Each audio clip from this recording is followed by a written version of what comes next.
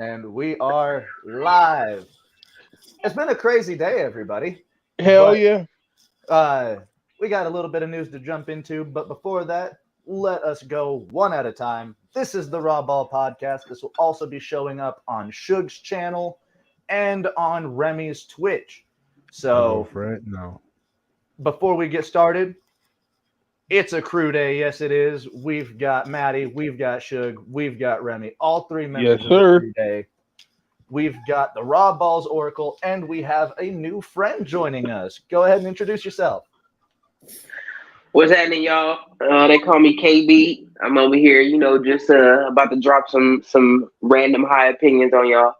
Hey, that's what we love to hear. That is what we love to hear. Hell yeah. Yes, sir. All right, so before we get into all the releases, because there's been a lot today, Moxley's probably out with a concussion for a little bit. Jesus he did get diagnosed with a mild concussion. So. Just a mild one? Right. Just a mild concussion? Mild. Boy got dropped on his head twice. Yeah. No. So I and Remy pointed this out, and quite a few people pointed out. The concussion really stemmed from when Phoenix lands on his head from a senton. And then he breaks his own fucking tailbone. Sorry, carry on.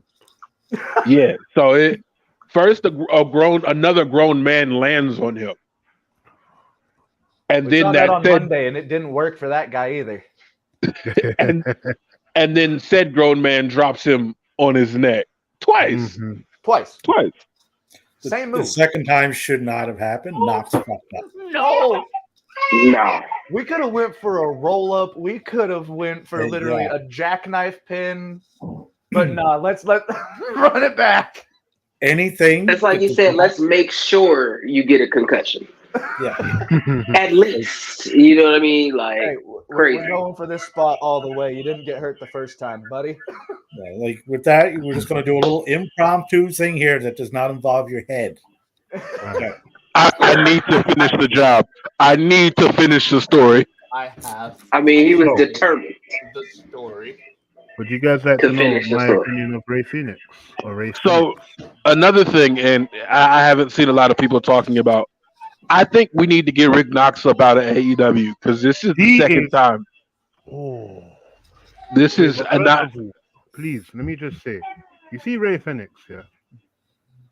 Sorry, guys, I was setting up my stream, but now I'm here. You see Ray Phoenix, that nigga is a hazard to society. I don't care what no one says, bro. I don't care if he can do 26 backflips before he does an arm drag. That man always nearly kills himself or someone else. And Ray it's Phoenix beyond the joke. is routinely hurt.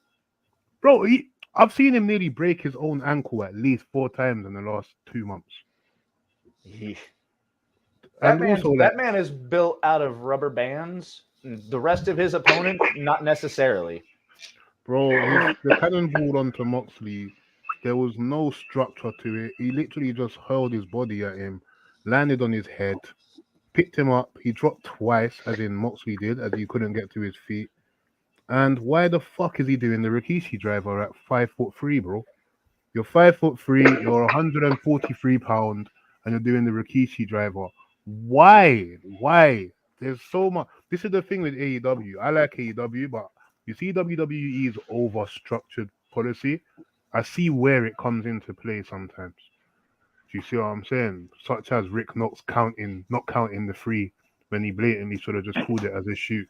Yeah. Oh yeah. No, Ray he should have doing a tombstone on a 250-pound man that's 4 inches taller than him.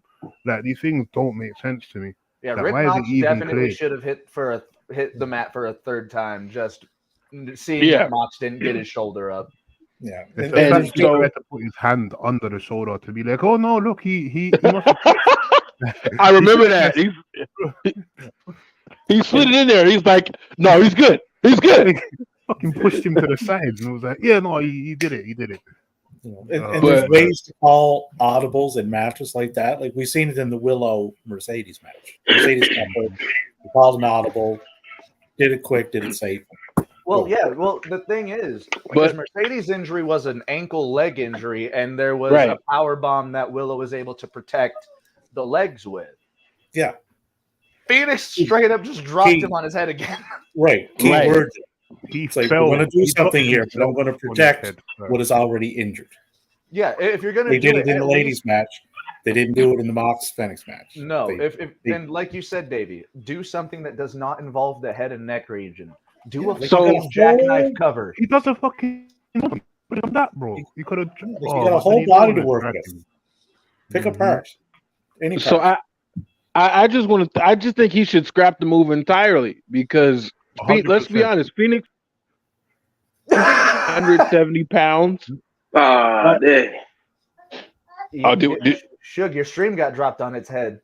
Oh, my bad. He was about to get into it as well. Yeah, no. Phoenix is angry with me, but no, like Phoenix is what 5'10", 170 pounds. John Moxley is 6'1", 240. I saw Alex Kane say that he probably should have tucked his head. He said don't get him in trouble. Look, shout out Alex Kane as well. Followed me as well. He's dope. Yeah. But no, so there should have been a little bit more protection there. I honestly don't think he should be using the move in America because there are larger men here. Like at least not to the opponents that he's facing on AEW. Right. Oh, so that's why you said that's why you said in America, isn't it? Because when you do look at AAA, etc., the average height is 5'7" to 5'10". Do you know what I mean? It makes sense. But in America, where your average wrestler, even if he's not 6'4", he's still going to be 230 quick. Do you know? It's silly, man. It's silly. You don't.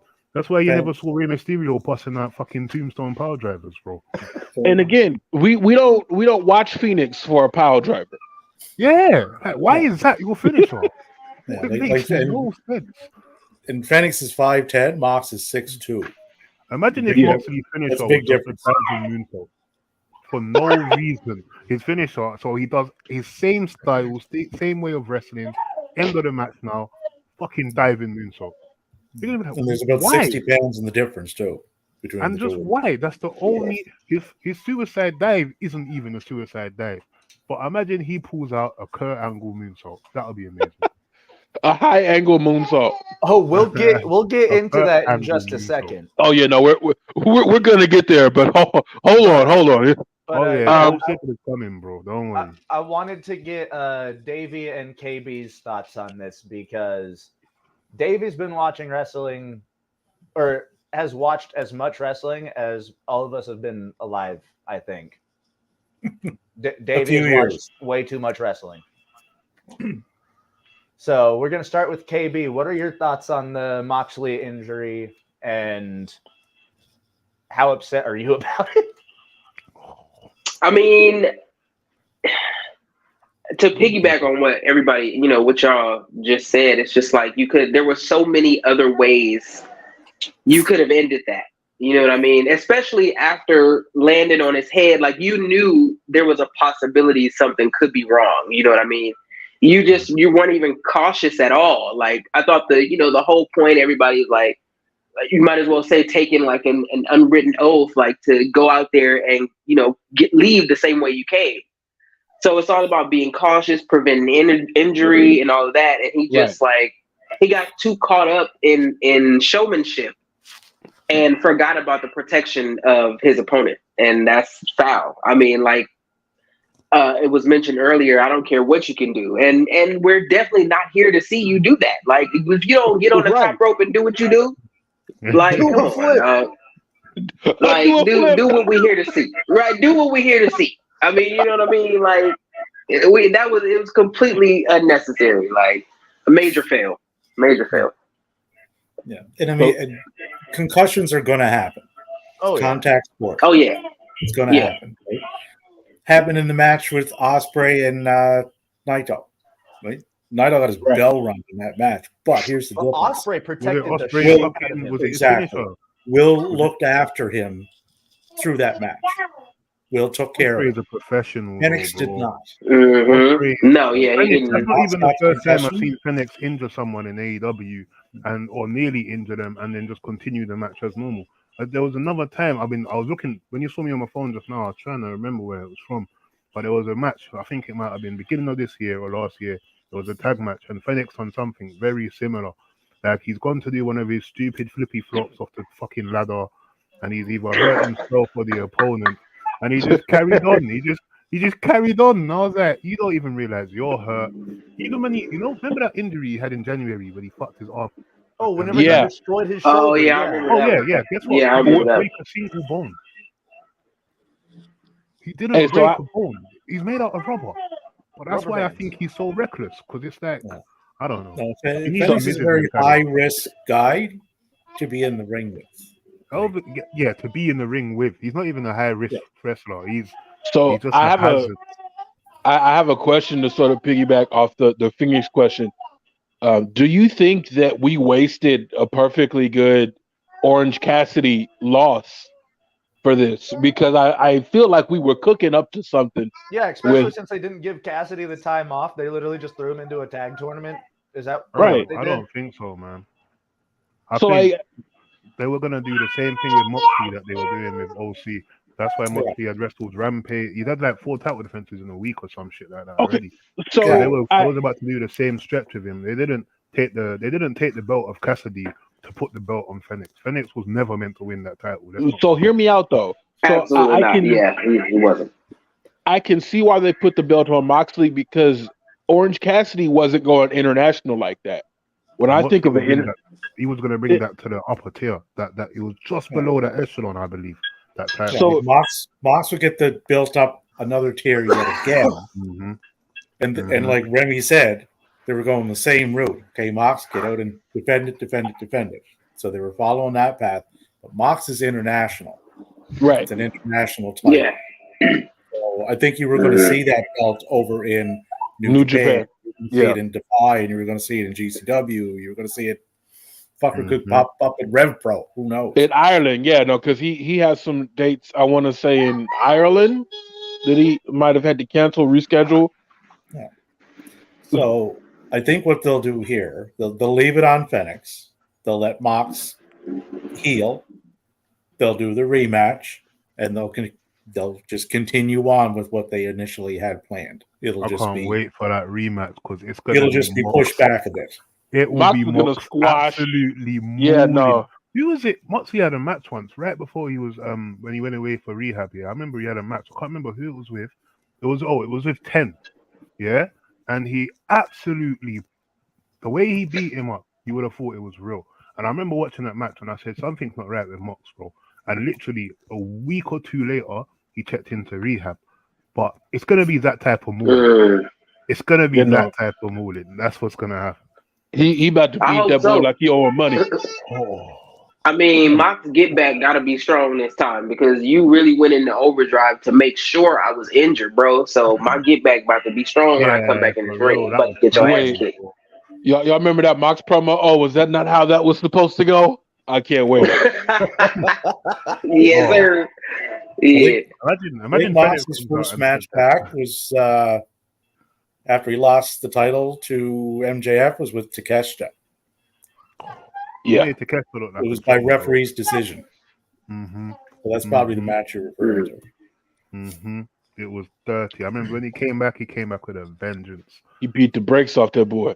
Oh, bro. He said, what push? And he's only had like 9 losses since he's been in AEW. It makes no... I feel like he's the one that's like, no, I'm not losing. Didn't he just hit 1,000? Bro, he's got... I know that he has a stupid amount of wins, and he has the highest win-loss record in the whole AEW. Yeah, I think he's the first male superstar to get 50 wins in AEW. I just know that he's not on losing, and I don't think it's... I think it's a politics thing, but he obviously politics in the best way possible, but it's not hindering no one. How do you barely lose, but it's not even noticeable? Yeah, dude, no, he makes people look really good, but he's like, no, I'm keeping this fucking belt. He lose twice in a week. Safe. I'm not doing that, but here's what we can do. you know, I'm winning in MPJW on Friday, right? Like that's where it is. He's always being booked strong somewhere, so you can't necessarily book him weak ever. Do you know what I mean? Yeah. Right. But I think we've talked about the injury and the spot quite a bit. Let's move into the meat and potatoes of today's topic. Everybody's getting fired. I didn't even work for the company, and I got a phone call. You got I think I fired got too? one too. Yeah, I got an email. Yeah, I got an email because I didn't answer. Like Riddick Moss didn't answer, but that show did hit me up via email. I saw Emma say she got fired, and I put my phone on airplane mode straight away. And imagine being in that household today. So wait, let's start with Emma because Riddick Moss and Emma are a couple. How was your day today, honey? Well, I got fired. How was yours? Me too. Wait, let's start with Emma because I think hers is the funniest. She was like, "I'm excited to finally be wrestling in Australia for WWE." The Australia Elimination Chamber. Oh, so it was like literally 11 hours ago. Within the same hour, she's like a dream at WWE. Later that hour, like a few minutes later, oops, never mind. I just got released. I am no longer with WWE. What made Emma think she was going to be booked in the Elimination Chamber? Look, a dark match is still a match in front of the people, man. No, for real. So it's kind of like she pulled up to the building, and she pulled up to the building, and her login didn't work no more. Oh man, you know what I'm saying? She couldn't get in that door no more. That thing it turned red, and that thing locked. She tried to type in Riddick, and it denied right after. She was like, "Uh-oh." So we've got Oracle here. He's got the entire list of names in front of him. Should we start with NXT or main roster? NXT. Yeah, NXT. We'll move to the meeting. I don't know half the names. I won't lie. NXT. We have Quincy Elliott, Dabba-Kato, Shanky, Alyssa Leon, Daniel MacArthur, Bryson Montana, and Kevin Ventura Cortez. So Shanky, bro. Yeah, there's Shanky. Shanky. Shanky, bro. Yeah, Shanky. He in there. He gone. He out of there. Dabba-Kato, the former Babatunde. Forget all that, bro. Shanky's gone, bro. Shanky. I need to take this. So wait a minute. I think at least Shanky got to do the India show. Did anybody see the clip of the match Shanky was having with Gunther on a house show? They were slapping the shit out of each other. That's all Shanky can really do. So Shanky's a big meaty boy. They were going back and forth, man. Like I was like, wow. Like, so what you're saying is you had this guy dancing. That's the best you could have came up with. You had him dancing. So what you're telling me is it was a meat slapper, and I need to find a way to watch it immediately. Yeah, if I can find the clip for it, I don't know if I can get the whole match. But I was just about to say that, bro. Like Big E popped in my head so quick. You're the only one that doesn't see Shanky as a meaty boy. Yeah, but he's a big guy. He can move. We've never he'll land somewhere. We've never really had a chance to. But he's slim. JD McDonough has more body fat on him than Shanky does. He also has more head. Yeah. What? Hey yo. I mean, nobody has a bigger head than Jordan Devlin. Jordan Devlin's built like a Funko Pop. No, but he looks alright. That's why he grew out his hair. That's why he grew out the hair. But when he had the short hair and oh my god, the second. I'm talking about Jordan Devlin. He didn't even get fired. No, he hadn't gotten fired. But you said Dana Brooke got fired as well from NXT. Oh yeah. I mean, yeah. That's been a rocky road for a while. Hey, that's been 2 years, and she just didn't. How do you keep improving? How do you keep improving but still not be good? Wait a minute. No sense. So I saw a tweet earlier. Somebody said that Dana Brooke wrestles like she's thinking too hard about it. Yeah. I thought even it's like she just memorized the lines, and she's not really sure how to deliver them. Like so she's like they're like visibly nervous and stiff. KB nailed it. It's like when you watch a movie and it's like, wow, this guy memorized his lines really well. You don't believe. It's like no, you're not acting. It's what is this? You're reading. What is this? You don't believe that person is that character. Right? She was never believable. I believed in Dana Brooke's character. I thought she was a very genuine character.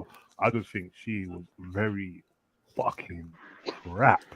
Like, and this is the thing. Fair. That's fair. Bro, I don't think you understand. I root for Dana, bro. Like, just off the sheer work ethic alone, that cannot be stressed.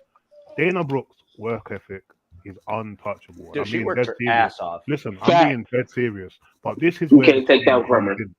This is where the problem comes in, my brother. If you're running 10 seconds, 100 meters every time, and for 10 years you are trying to better that, and then your best now is 10 seconds 9.98. How have you only made a 0.2 improvement? It don't make sense. It doesn't make sense. Like, wrestling obviously was never for her. That's what it is. Hey, yo, real. So I feel like a lot of the NXT cuts were that, and they were saying that this would happen. You know, if you're not improving, if you just sitting at the performance center working out and taking pictures and not getting better, you got to go. That got released from NXT, Lani or something. And I do see that with talent there too. Which one, Remy? It's a young girl. I don't think she even made a debut. Some black babe. Oh yeah, no. Alexis. Yeah, Alexis. She. I don't even think she appeared on Level Up even, which is the developmental of developmental. She was just posting pictures.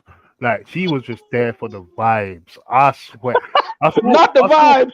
I saw her Twitter 3 times, and each time I went on her Twitter, it was just pictures in different places. Like, I didn't see one wrestling gear at all. I saw swimsuits and I saw sand, and I said, yeah, she's enjoying, man. She's there for the ride. I see her tweet some shit like, I've never wrestled before, but this is my new passion, and I'm like, oh really? Oh no, she tweeted out earlier today, not sure how to get anywhere else. Anybody how to continue. She's like, she didn't know how to go on from here. She's like, guys, what do I do? Developmental was all that she knew, that she was brought in for developmental. What do I do next? And she's she actually grew a passion for it, apparently, because she wants to continue. Bro, I wanted to continue taking them pictures and that as well. The thing with that is, hey, look, she was there for a good time, not a long time. Rim said, you might need to see what OnlyFans talking about, because hey, look, Mandy is making a career on that mud. I'm trying to get Gigi Dolan to listen. Who said that? Who said that? But if you go into that NXT system and you've never done anything else before, and now all of a sudden you're fired, you're now out in a different world.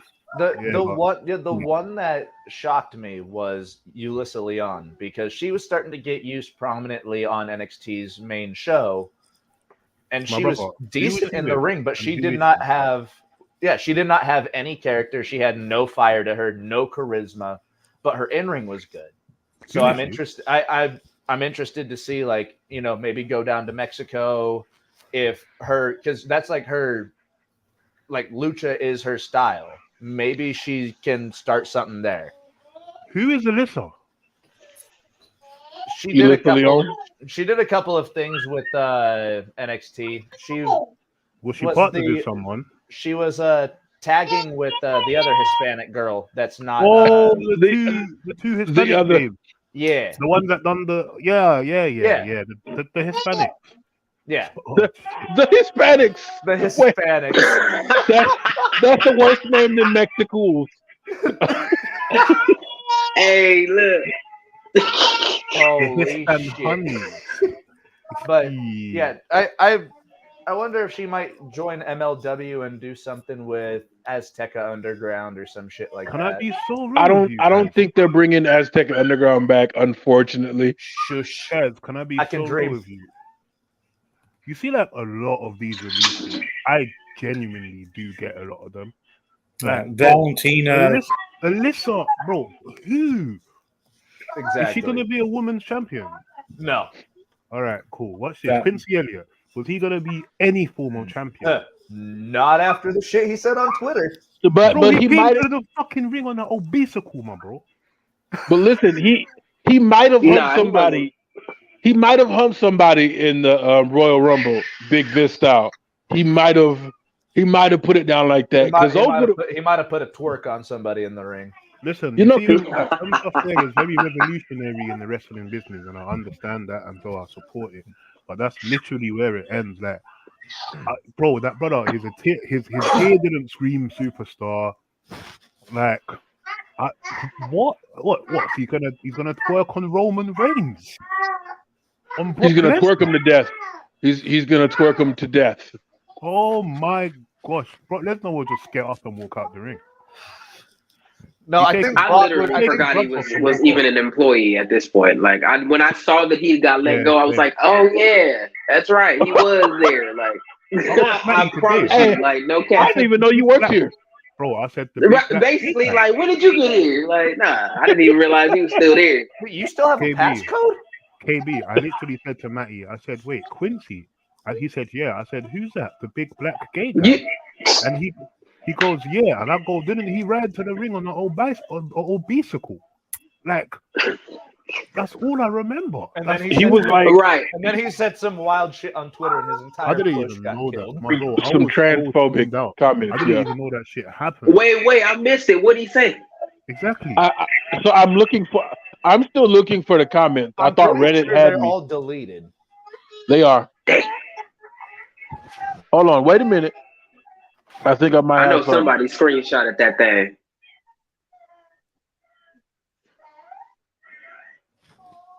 Okay, so it was in somebody's DMs. I think his burner. He was misgendering people.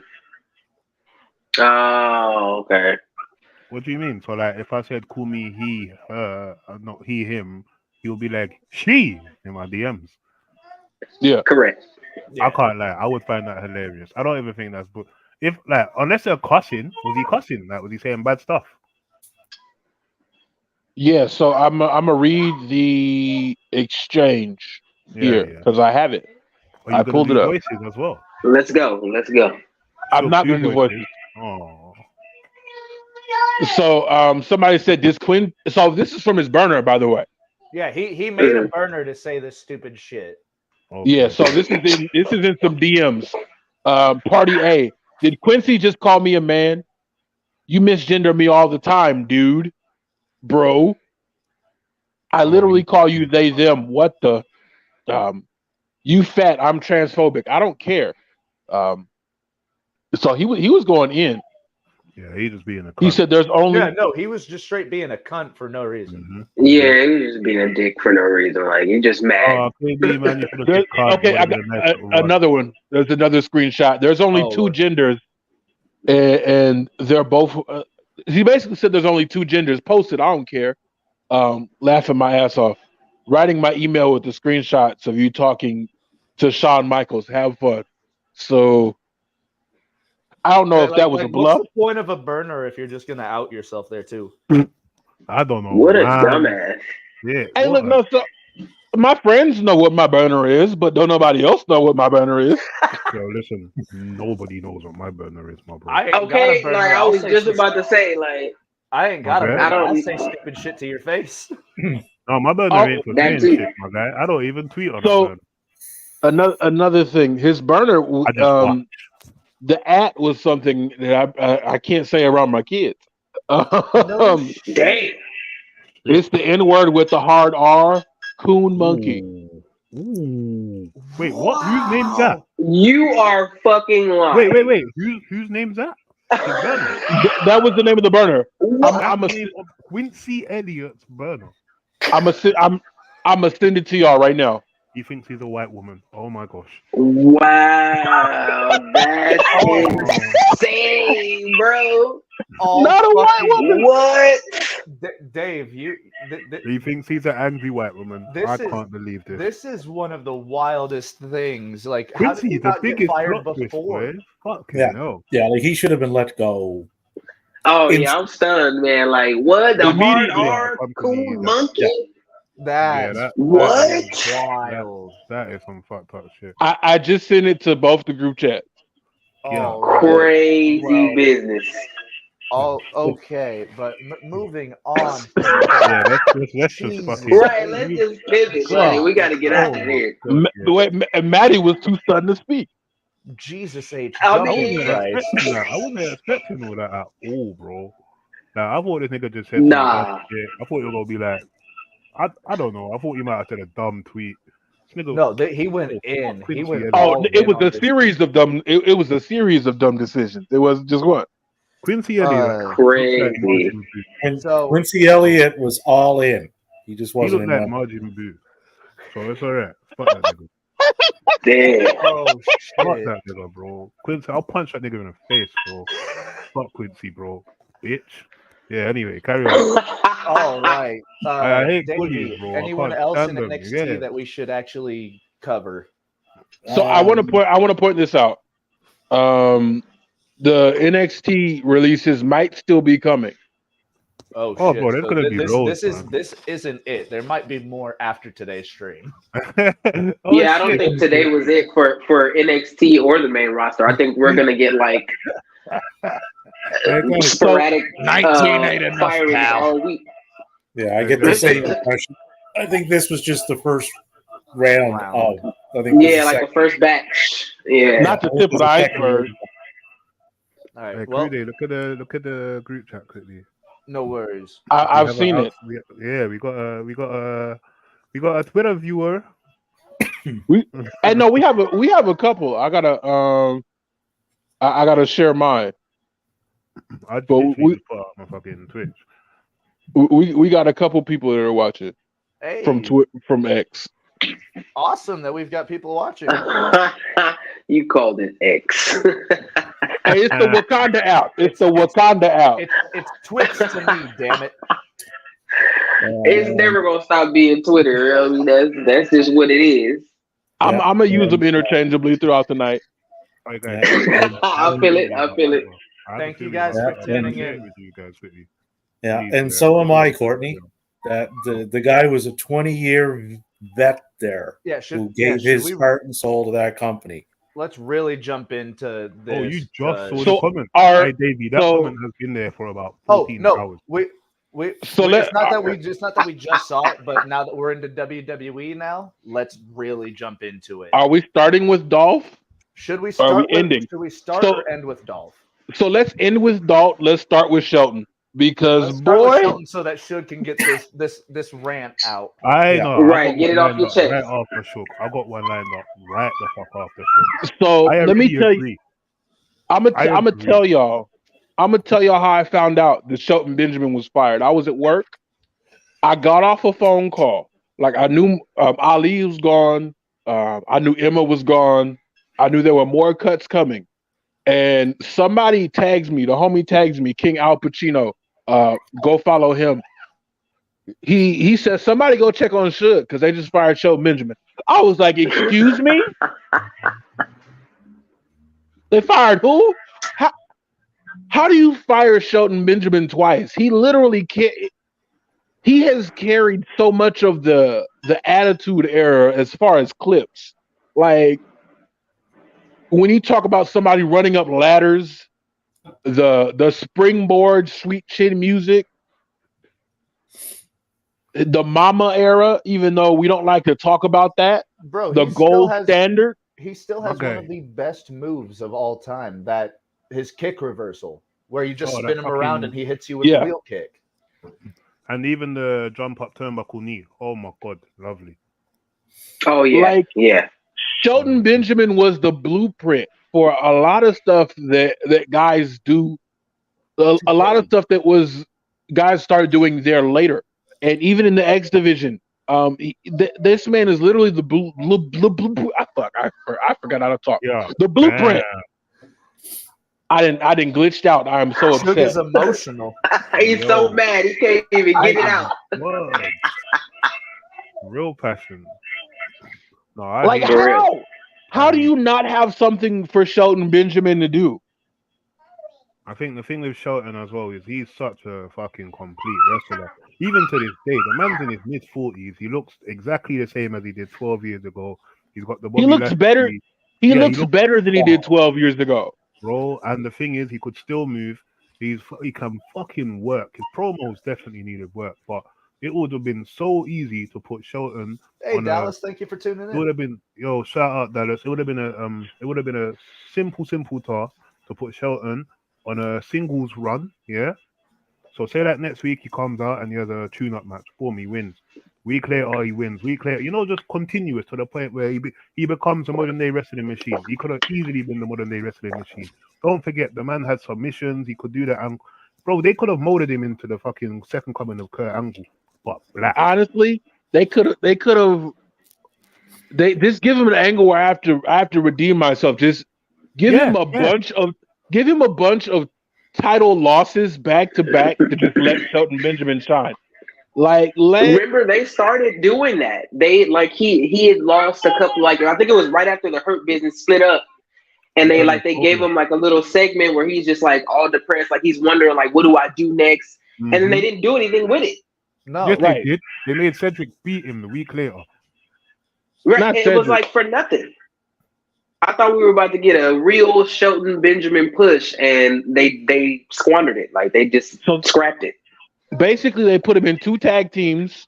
They stuck him with Gable. When I wouldn't even say stuck him with Gable because they made that shit work. Their tag team chemistry was really good. Well, I think you have 2 basically. Shelton Benjamin knows how to be in a tag team. Shelton Benjamin was in one half of the world's greatest tag team. Gable is a tag team specialist, I think. Yeah. At this point, he most definitely is a tag team specialist. And Gable, even from that moment he was, bro. Cause don't forget, he used to work with Kurt Angle's son. Yeah. And obviously, Shelton Benjamin.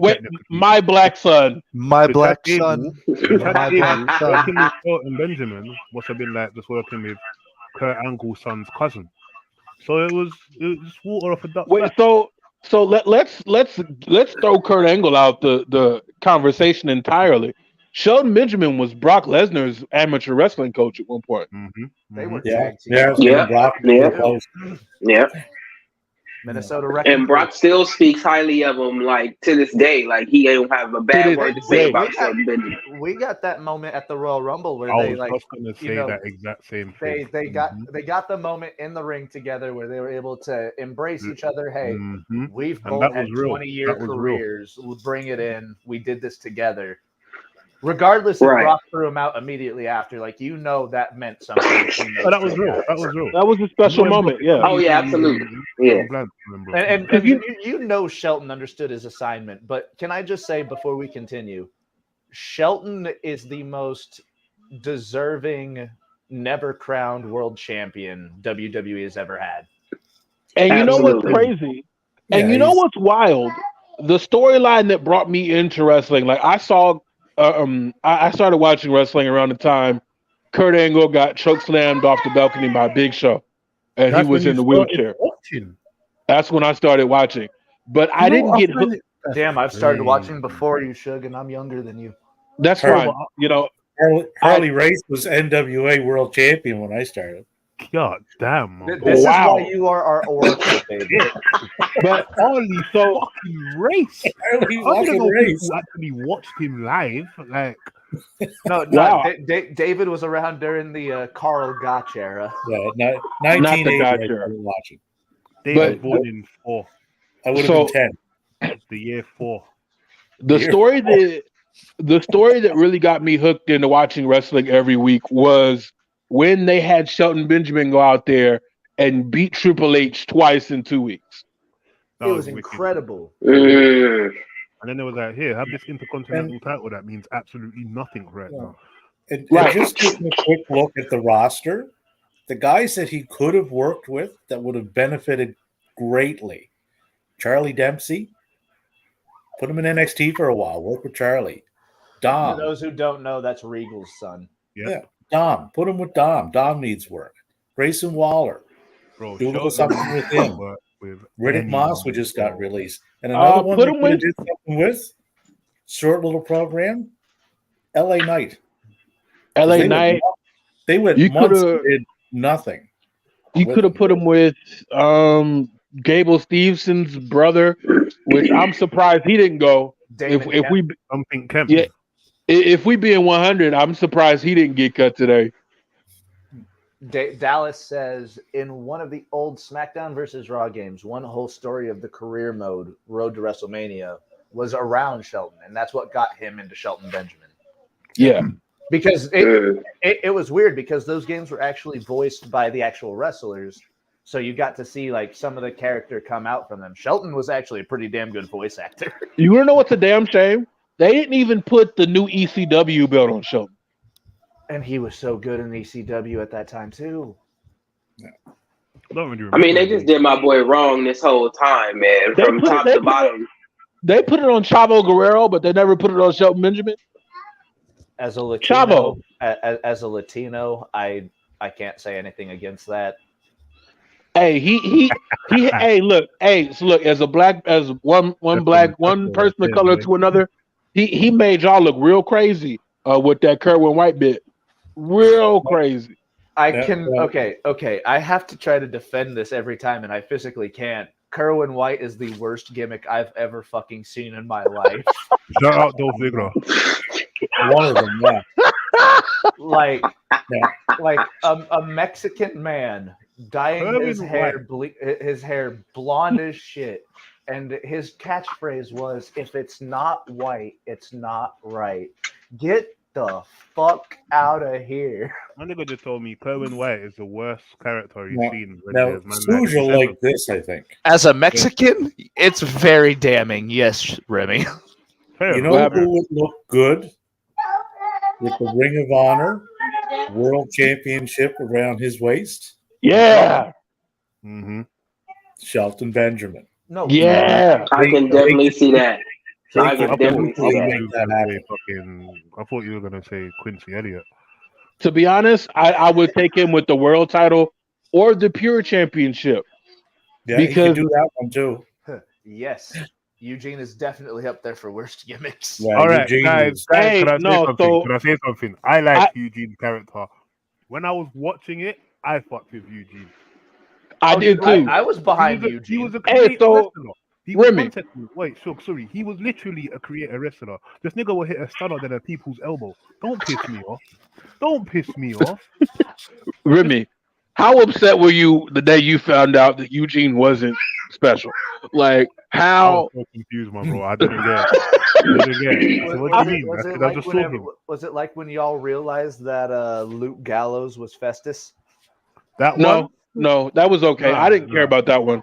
I didn't really. The Eugene one was deep, bro, because how do you just undisable yourself? Right.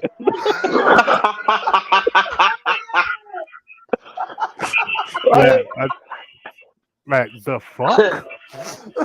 I watched the interview with my nigga and he was like, "Yeah, so what's up? My name's Nick." And I was like, "No, it's not. Who the hell is Nick?" You need to say, "Hi, I'm Eugene." Like, what's happening? Don't piss me off. Everyone just lies to me, bro. I'm fucking dying. Who is Nick? Who is this man? But to get somewhat back on topic, Shelton Benjamin, I said in the Crew Day group chat that he needs to have one more run in Japan. We need another Shelton X Benjamin run. My gosh, sorry, because my brain was on Eugene. I thought you were talking about Eugene in the G1. I was so confused for a second. I need that. I need that. I want that and I need that. Nick Dinsmore in the G1. Have you seen how far Shelton Benjamin threw Marufuji? Have you seen how far Shelton Benjamin threw that grown Japanese man? That grown Japanese man. Did you see crime right there? I shook. Can you do me one favor? Sure. Can you say, did you get that thing oiled down yet? Hey, did you get that thing oiled down yet?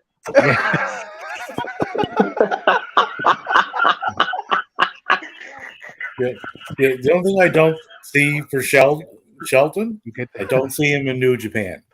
I don't see him in New Japan, but I see him in Noah. To be honest, I see Shelton in Impact with Charlie Haas. Charlie Haas still under contract there? No, he had a few matches there, and he said he was ready to go. He wanted his sons to see him wrestle, so I can 100% see them doing a short world's greatest tag team run. Because if you think about it, the world's greatest struggle, bro. Charlie Haas only has to work 3 days a month if he's working for Impact, and I think he can do it. No, yeah, but I'm talking about visually, he looks really tired, bro. And Shelton just looks like he's drinking from the fountain of youth. Like Shelton looks like he's drinking from the fountain of youth. Charlie Haas looks like he's fucking dead. Black don't crack unless you smoke it. One more time for the people in the back. Black don't crack unless you smoke it. Word up. Word up. Hey, man. If it ain't white, it ain't right. Oh, Jesus Christ. I still cannot believe. So, a Mexican doing that, it's believable. Some Mexicans are white as shit. But what I cannot understand is how a Guerrero, given the script to that, read it, looked a McMahon in the eye, and went, "Yes, sir." Hey, look, this is the same Vince McMahon who looked John Cena dead in the eye and said, "What's up, my nigga?" This is the same Vince McMahon. So I still can't believe that. Wearing a do-rag. I mean, this is blackface Vince McMahon. You feel me? He got the whole full D-Generation X out there, full blackface. Like we can't. Don't be shocked by anything Vince do. Like nothing shocks me anymore because he gonna do whatever. Because he blew himself up. Vince blew himself up and had the balls to show up next week, regardless of the situation at hand. Right, just strutting like I didn't die. God damn it! Oh, can't feel my leg. So Shelton went to Impact, and you wanted to put him in a tag team because he is 48. He's getting up there. God damn. So what if you paired him up with Joe Hendry? So no, you can put Shelton Benjamin in a tag team for 2 tapings, and he'll be all right. You know, that's Joe 2 months worth Hendry of is TV. over as fuck there. I understand Joe Hendry's over as fuck, but you want to know a really weird tag team combination that I think would work insanely? Dirty Dango? Put him with Kazarian. Okay, cool. Yeah, that could really work. Two tag team specialists with very similar styles. Just Shelton has that power that Kaz doesn't. I wouldn't call it similar. I feel like I would want to see against ABC, Subculture, Motor City Machine Guns. All that. Put Shelton with Kaz. I think that would be an insane tag team. You can put Shelton with Kaz. You can put Shelton in the X division as a heavier dude. You can put Shelton in the heavyweight division. Shelton can go anywhere. A lot of these people can go anywhere. True. Put him with Kenny King. Dana Brooke can't go anywhere. Yeah. Dana Brooke can go to Impact. Dana Brooke can 100% go to Impact. Yeah, she can definitely go to Impact. Yeah, what do you guys think? More about Impact. What do you guys think? World's greatest Shelton and Haas. Yeah, I need that. World's I need tag that. team versus FTR. What do you guys think?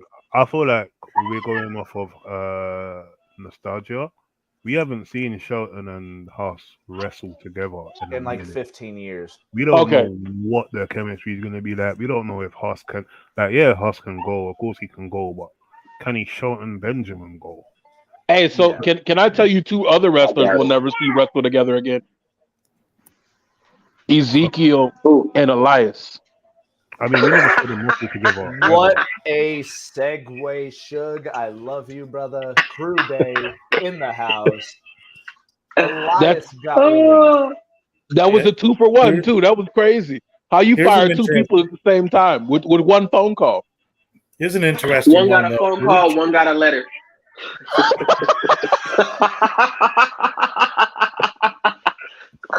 What was that, Davey? Here's an interesting one. Shane Taylor Promotions, who just added Lee Moriarty. Yeah. Lee Moriarty. Shane Taylor. And Shelton Benjamin. That'd be stupid. Oh, that'd be. I need that. I'm with you. Sign me up. I need that. Yeah, no, that because Lee Moriarty really does need. He could be the tag partner of Lee, or he could be the tag partner of Shane. They could go to be honest, trios titles. Imagine that. They could, yeah, easily. I got a better one. Without a doubt. I got an even better one, lads. And this is just You gonna me. put him with Swerve, aren't you? You gonna put This nigga knows me so well. To be honest, you came in quick with that one, shit. You gonna put him with Swerve. Yeah, we gonna keep all the black people together. Yeah, we gonna put him with Swerve. Right. Yeah. Everyone's just gonna be in the hurt business. Put him in the hurt business. Put him in the hurt business. Right, we'll put him in the hurt business. Christ. But yeah, no, I genuinely feel that Elias, he'd never reached his potential in the company. So he didn't. I'm glad he's happy. I'm not, but I'm glad he's. I'm not happy with it, but I'm glad he's happy. Yeah. I personally do not have any feelings on Elias being released or not. He's another person that aesthetically I could have seen him as a champion. He has the look of a champion. I think he could have been. I IC really champion. like his elbow drop. I think he was slowly morphing into Randy Savage, and there was even a rumor that he was repackaged as a Randy Savage-like character at one point. But Vince McMahon was like, "Fuck that shit." When he saw I saw it. I low key saw it with Ezekiel with the color, the colorful thing. Like it could have went, but again, he's another one. Unless I could see him doing a full repackage and going to another company. I'm gonna say AEW. He doesn't need a repackage. To be honest with you, no. When I say repackage, I just mean different name. Yeah, fucking more serious character, and just go in there and actually be a wrestler. Not that you're gonna start fucking doing double leg takedowns and shit. But you know what I mean? Impact Wrestling. So the thing with Elias is he did a little bit on the indies beforehand. I think he did a Talk Is Jericho before Jericho left WWE, and he said that he did like a heavy metal Jesus gimmick. Like I don't know how many businesses that would get over in, but I do agree with Davey. I think it would work in Impact. I feel like anything will fucking work in Impact. To be honest, so what you're saying is, I'm sorry, I'm being so. Nah, that's why we said Dana Brooke could go there. No, I feel the same way though, low key. Yeah, bro. It's listen, don't. Hey, man. Hey, hold up. Before, since we've said he's been released, Dolph Ziggler to Impact just so Naomi can do his hair again. Right. But that nigga will come out with braids, and I'm like, who did that? My streaming. Trend did it. That's who did it. Yeah. Dolph Ziggler. But she already tweeted him earlier, like, so she's probably on the phone with him right now, like, come in, Dad.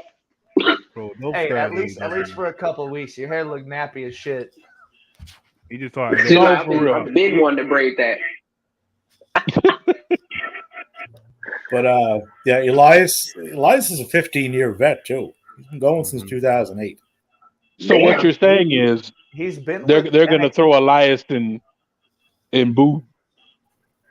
Go ahead. Logan Shulo is his real name, so he can go by his first name. Easy, Logan.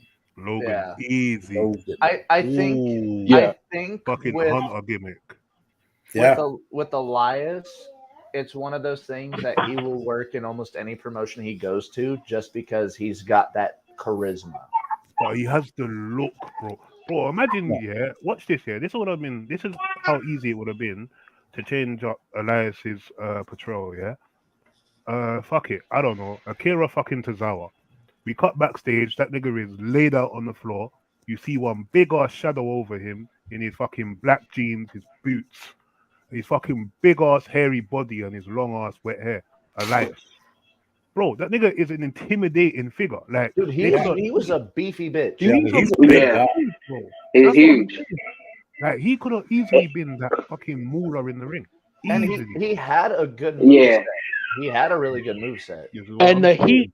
So let's talk about what we really want to talk about with Elias. The heat that this man was able to generate. Seattle, 2018, with Kevin Owens. I have never in my life heard a crowd so fucking furious. They were pissed. They were. And they were. all it took was Elias going, "It's okay, Kevin. They're just upset because they don't that they're." It was something to do with the fact that the basketball Boo, team Matty, left. boo. Yeah, because they lost the Supersonics. Yeah, the Supersonics left. And As a Londoner, I didn't really. I got that. understand American basketball. Yeah. It's a basketball reference. So Remy, let me. If you were gonna put a basketball team somewhere right now, Seattle would be top 3. Probably I would probably say just under Vegas. No, dude, I think they're above Vegas. I genuinely think they're above Vegas. Yeah, me too. I think they will be like number 1 or 2 because Seattle has not been happy since the Supersonics left. Like, trust me, they were watching the Thunder with absolute spite. Oh yeah. And They're even still NBA players even the players are like, we miss going to Seattle. We need a team in Seattle. Like, nobody's gonna fucking shut the fuck up until Seattle has a basketball team again. Ray Allen beat the shit out of the Oklahoma City Thunder just because they were in the Seattle Supersonics. I'm like Ray fucking Allen, that there. I know that name there. Just for that. Oh. Ray said, just for that, I got you. Hey, yeah, I got you. Yeah. He goes out there every time in the Miami jersey and is like, I got you guys. Oh yeah, get back on 1,000 for Ray. Gable Stevenson, lads. That's a name just because they drafted him to Raw and they did absolutely nothing with him. Did he get fired? Wait. What happened? No, he's gone, bro. He's gone. He's gone? Gabe's gone, bro. Damn! I didn't even know that. Just when? Huh? that hasn't been confirmed yet. Davey, is it on your list in front of you from Fightful? It is not. No. Okay. Listen, Gable is fucking gone. I don't doubt it. He should be. I heard it was some shit going on. Like, hold on. Dallas says he's been gone for a week or 2. Gable's gone, that's bro. what it said. Bro, even from after the match with Baron Corbin, bro, they have not mentioned him. Corbin hasn't mentioned him. He's not in any of the WWE. He's not on none of that. And today, you know what? He did mention him. Corbin mentioned him in a promo in NXT. He said he was talking. Who the fuck? He was talking to. He ran him out of NXT, bro. He said he ran him out. He ran him out before his career even started. So I'm like, oh damn, today, bro. I saw this shit today. Also, sorry guys, sidetracking a little bit. I don't know if you saw earlier that I tweeted about the Stevie Richards thing. Yeah, last night after the Phoenix, Stevie Richards, 43 minutes after I finished watching AEW, this nigga went and put up a video. What went wrong? Yeah, and I put that in my watch later. I woke up today, it was gone, and I instantly knew. I knew it was TK, bro. I knew it was TK, but I didn't want to put that in a tweet because I'm not no reputable source yet. You know what I'm saying? So I just said, "Oh yeah, it's a bit weird that Stevie Richards, blah blah." No, Stevie Richards even tweeted it out saying, "Hey AEW, why is my video taken down?" Bro, it was up for about 12 minutes, bro, and I even thought, "Oh, you're taking it down." Well, I got the exact tweet, word for word, bar for bar. Stevie Richards says, "So AEW is already blocking my what went wrong video worldwide.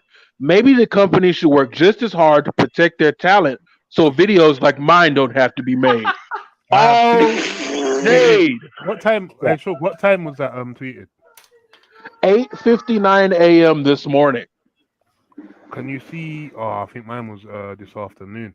But bro, that's what I'm saying, man. I clocked it straight away. And the thing with Stevie Richards, I don't know if you lot have been watching his YouTube, yeah. Oh, his YouTube channel is fantastic, bro. Amazing. Him and Maven are doing excellent work. But listen, Stevie, yeah, he really breaks down everything. So I was really looking forward to him just pointing out every fucking thing I say about Phoenix. And I didn't even get to see that. So now I'm vexed. Now I'm gonna do a what went wrong video. Yeah? Hey, I'm gonna say tag me in, coach. Tag me in, coach. I'm gonna say what went wrong, yeah, and I'm just gonna put Phoenix there. I'm gonna be like, end of the fucking video. Yeah. Wait, no, Phoenix is the problem. That's it. That's it. That's it. Stop the video when the problem comes on the screen. When it comes up, video's ended. It's 14 seconds. That's it. You know what I'm saying? But yeah, no, yeah.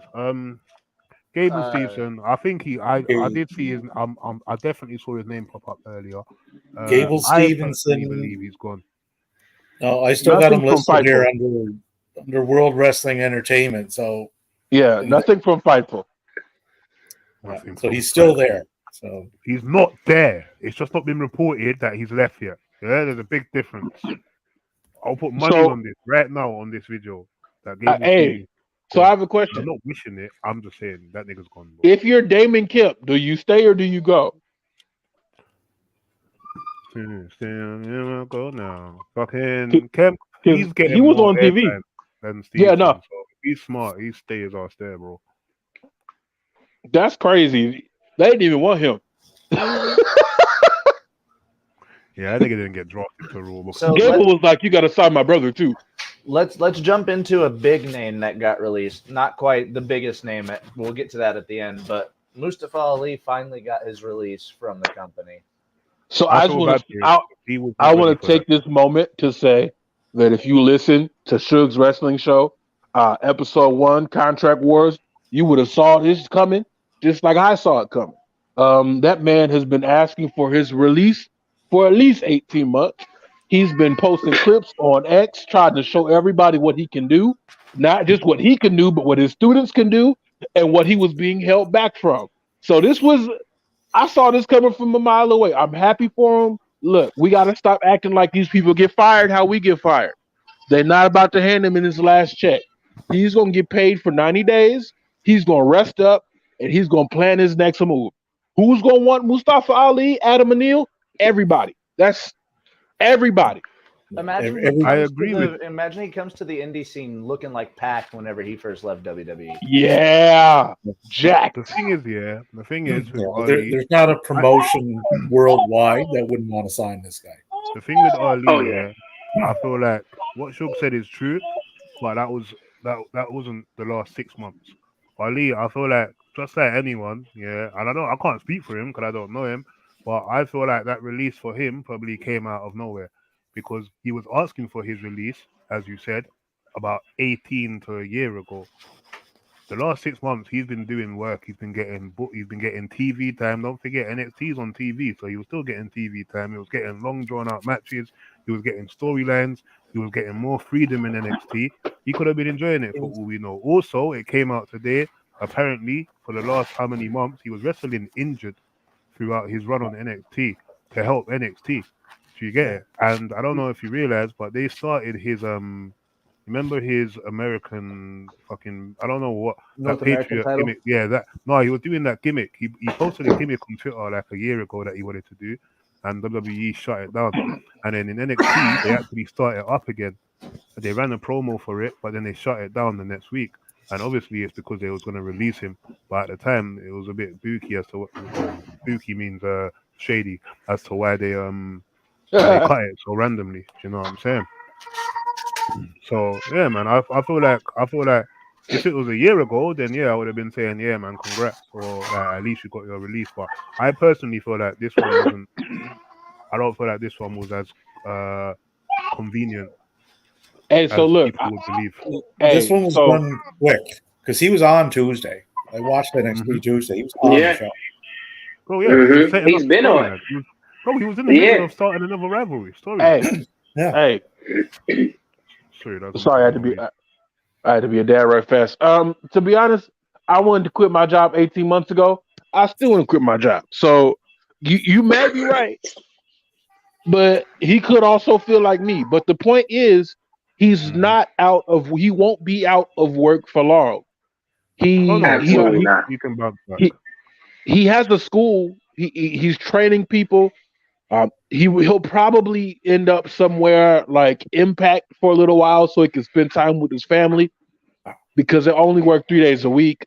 He can focus on other things. He can heal himself up. And then if he wants to go out, he can. But like this, some people, when they get released, you're not worried about. Like, I'm not worried about Shelton. I'm not worried about Ziggler. I'm not worried about Ali. I see Ali in AEW only because the simple fact that I just really don't think Tony is going. Like, he can throw that money at him, and I think he gonna be the first one on the line when the 90 days is up. Ali I think Tony Pac, throw it at me, bro.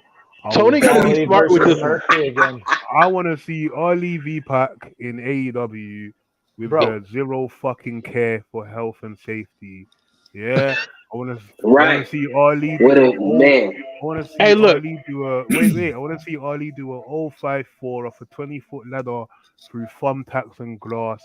And Pac was meant to move, but he forgot. And then I just want to see it all. And then Ray Phoenix is gonna come out. No, I was just about to say, keep Phoenix far away from Mustafa Ali, please. Put Ali in the ring with Phoenix. Phoenix is so how are you? I'll tell you. Phoenix is gonna do a triple moonsault, foot stomp, yeah, and Ali's gonna be like, I'm having none of that. Fucking heel lock, break his ankle. That's what's gonna happen, and it will be beautiful, and everyone's gonna cheer, and I might be cheering more than others. But listen, guy, TK, it's the hater in him. TK, sign me, bro. I'll fucking listen, I'll get Collision on 800k views again. Sign me, TK. Yeah? Ali versus Phoenix in a fucking submission to the death match. That's what I want. Now, I want to see Mustafa Ali follow the same path that Leo Rush did when he left. Quit times. So retire for a little while, and that's then what I said. That wasn't the path. Leo when he went to New Japan. Your hair out, that nigga's crazy. Sorry, go on, Davey. Like when Leo went, the last run that Leo had there in New Japan, the stuff he was doing there was off the charts. Good. But Leo's an amazing. Leo is retired twice. Leo is left good. WWE. Leo retired before he hit 25. That nigga's crazy, bro. But he's an amazing wrestler. No one's ever denied that. The first fucking clip I ever saw of Leo Rush was him getting powerbombed off a ladder through a table and popping up at one like a dickhead. But I remember that. There you go. Right, let's just ignore that.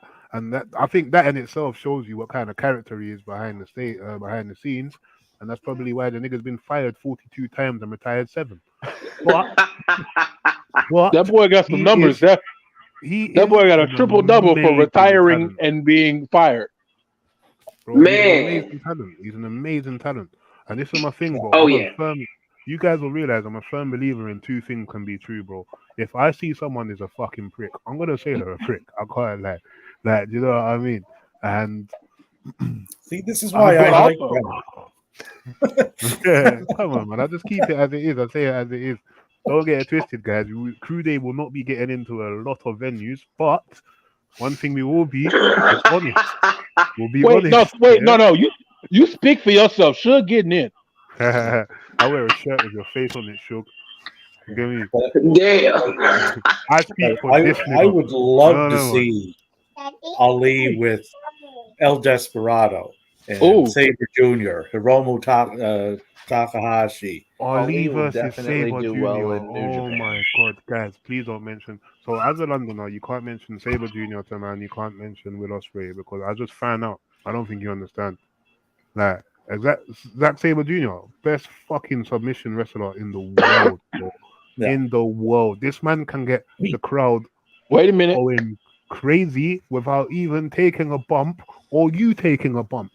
Think about that. Suge, if you're about to try to say someone's a better submission wrestler than Zack Sabre, you can. No, I'm not. Yeah, but I will say, hear that shit. Hold on, pause. Hear me out, because I'm taking it in a totally different direction.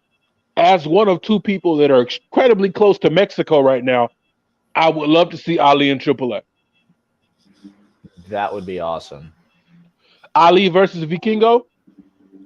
No. Take him away from Vikingo. No. Take him far away from Vikingo. As dude, here's the thing. Put Vikingo in a death match with Ray Phoenix. And just let them kill each other or eat themselves. So listen, hey bro, check me out. He on Ray Phoenix's head tonight. Just like you said, two things can be true. Two things can also be true over here. Is Vikingo reckless as hell? Absolutely. Did he probably just hurt himself the other night doing like a basic move? Mm-hmm. Absolutely. But is that boy money? Is that boy the best they got 100%. Right now? Absolutely. 100%. That nigga is absolutely phenomenal. But he wrestled like he on a perk, but he not.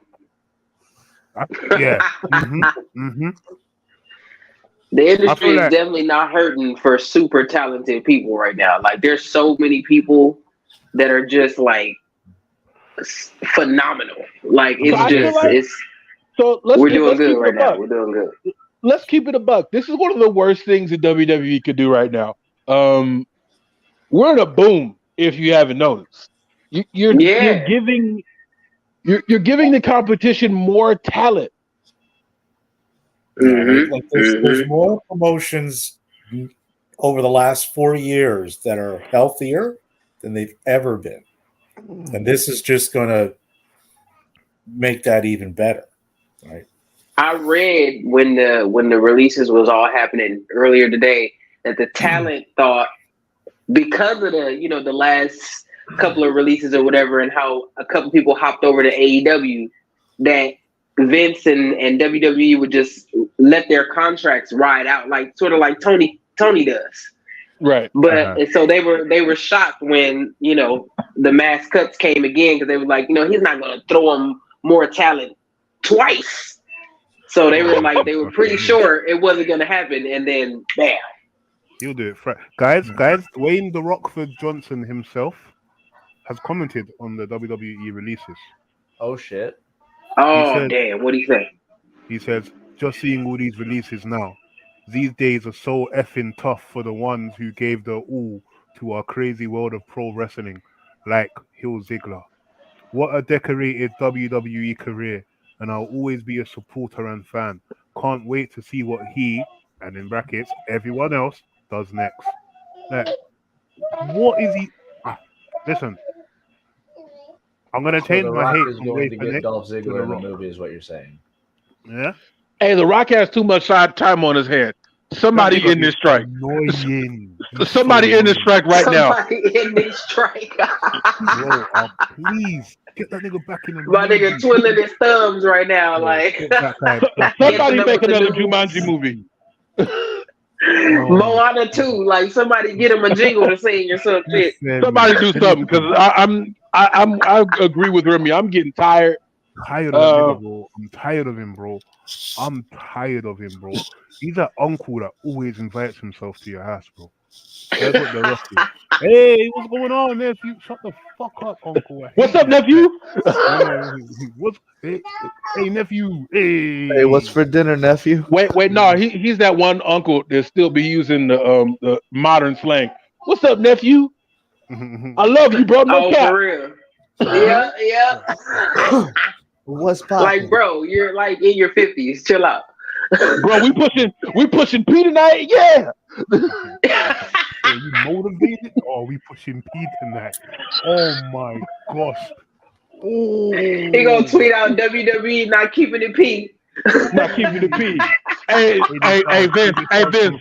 Vince, that was not P. That was not P, bro. That was not P. Keep it P, Vince. Keep it P. It just tells it into the chat. Hey, that's no cap. Hey, Nick Khan, be fucking for real. You just fired Dolph Ziggler. Like, let's. Hey, man, look. Now, when I heard these cuts were coming today, there was one name I was 99% sure would have been on it. That wasn't. Are we? Is it Matt Riddle? Grimes. They brought that man up from NXT last fall. Cameron Grimes. Oh, see, that's another one I forgot about. I'm like, who? And they have done nothing with it. Like, nothing. Nah, he squashed. Squashed Baron Corbin, I think, and then they just took him away, and that was it. He's had 5 TV matches in 2023. 5. Man, when they go give my boy what is his name? God damn it. Show, the big fool from NXT. Yeah. I was thinking Odyssey Jones? Odyssey. There you go. I knew one of y'all motherfuckers gonna know. Yeah. When they gonna give my boy a shine? They called him up. That's another one they called up from NXT. I've been waiting for his debut, and nothing. It's like you don't even fucking exist. I think they called him up while he was hurt still. That would explain it. That would explain it. Okay. Well, shit, that makes me feel better because I'm just like, damn, what's the holdup? Is he's been hurt for like a year now. Oh, damn. I didn't even know that. I thought he was just in catering. Odyssey's been having matches. He has on a main event, right? Or just dark matches? I seen he was just over in India. Dark matches. Doing a little something. Dark matches and house shows. But the last televised one was April. But he's wrestled in April. Yeah. Then he's wrestled July, August, September. That's for 5 months. Speaking of house shows, right. guys, are you ready for this segue? So they haven't. They just. Hey, Matty, looking for this segue, bro. I'm ready for the segue, Remy. Speaking of house shows, guys, in wrestling, house is money. And do you know what money relates to? Top dollar. What a hey, bro. segue. Hey. So if it's not two people I feel sorry for, and this whole thing is Top Dollar and Emma, because how you get fired, brought back and fired again? Easy, bro. I mean, fucking tried to clear the top rope and he couldn't. Should have been fired from then. Dude, he literally tweeted out, I think either last night or earlier today, someone was like, bro, Michael Cole is always clowning you. And he's like, Cole's clowning me because he knows what's up. He's like, he said that Cole is talking him up because he doesn't want people to forget about him or some shit like that. Well, yeah, no, it didn't work out for you, Playboy. I'm sorry. It did not work out, but I love Top Dollar. He's dope. I don't, bro. I can't. But so you got to feel sorry for Top Dollar. This man literally lost his grandmother, his mentor, and his job in one summer. One goddamn summer. That boy is going through. Bro, tomorrow is the first day of fall. Like, what's up? And Top Dollar is a musician, man. Like, he'll bounce back, but not in. I don't think he'll bounce back in a wrestling capacity, but he'll definitely bounce back. That nigga's he owns like restaurants and shit, bro. Like he already had money. Bro, he's a former football player. Former football player, for television host. He's been on TV. He hosted the WWE Rare Stuff show. Greatest Treasures. Literal businesses in his name. That's what I'm saying. Like he's gone, bro. That's why he's always on the WWE merchandise show, bro. He just buys shit for fun, bro. He's like, oh, what? Kane's mask? Yeah, 300 grand. Here you go. Like I got that. Yeah, he's low. He's stiff. That don't get it twisted. Yeah, this man pulling racks out the Fiend bag. Yeah, like, bro. Like, he's got fucking Bray Wyatt's head, and he's putting out like racks out of it, and they're like, what? What is happening? Like, who is this man? You know what I mean? Okay, that's a mummy. That much? Like, it's crazy. Davey, what is your thoughts on the Top Dollar release? Fair enough, Davey. I agree with you. When they rehired Top Dollar and Paul couldn't get Swerve, Top Dollar was dead in DOA. I think that was the only reason they got hired back. So what you think? You think Top Dollar was like, yeah, if you bring me back, I'm gonna make sure Swerve come back, and then Swerve was like, I ain't leaving. Top Dollar was the bait on the end of the hook, and Swerve was like, Swerve didn't bite. Swerve was like, do you even swerve when you drive? And so funny story. That song came on right as I was turning into my job parking lot, and I almost took the axle off the car. That is a wonderful theme song. Do not put it on your morning playlist. Hey, listen, if you drive, I'll be having road rage, and I don't even drive.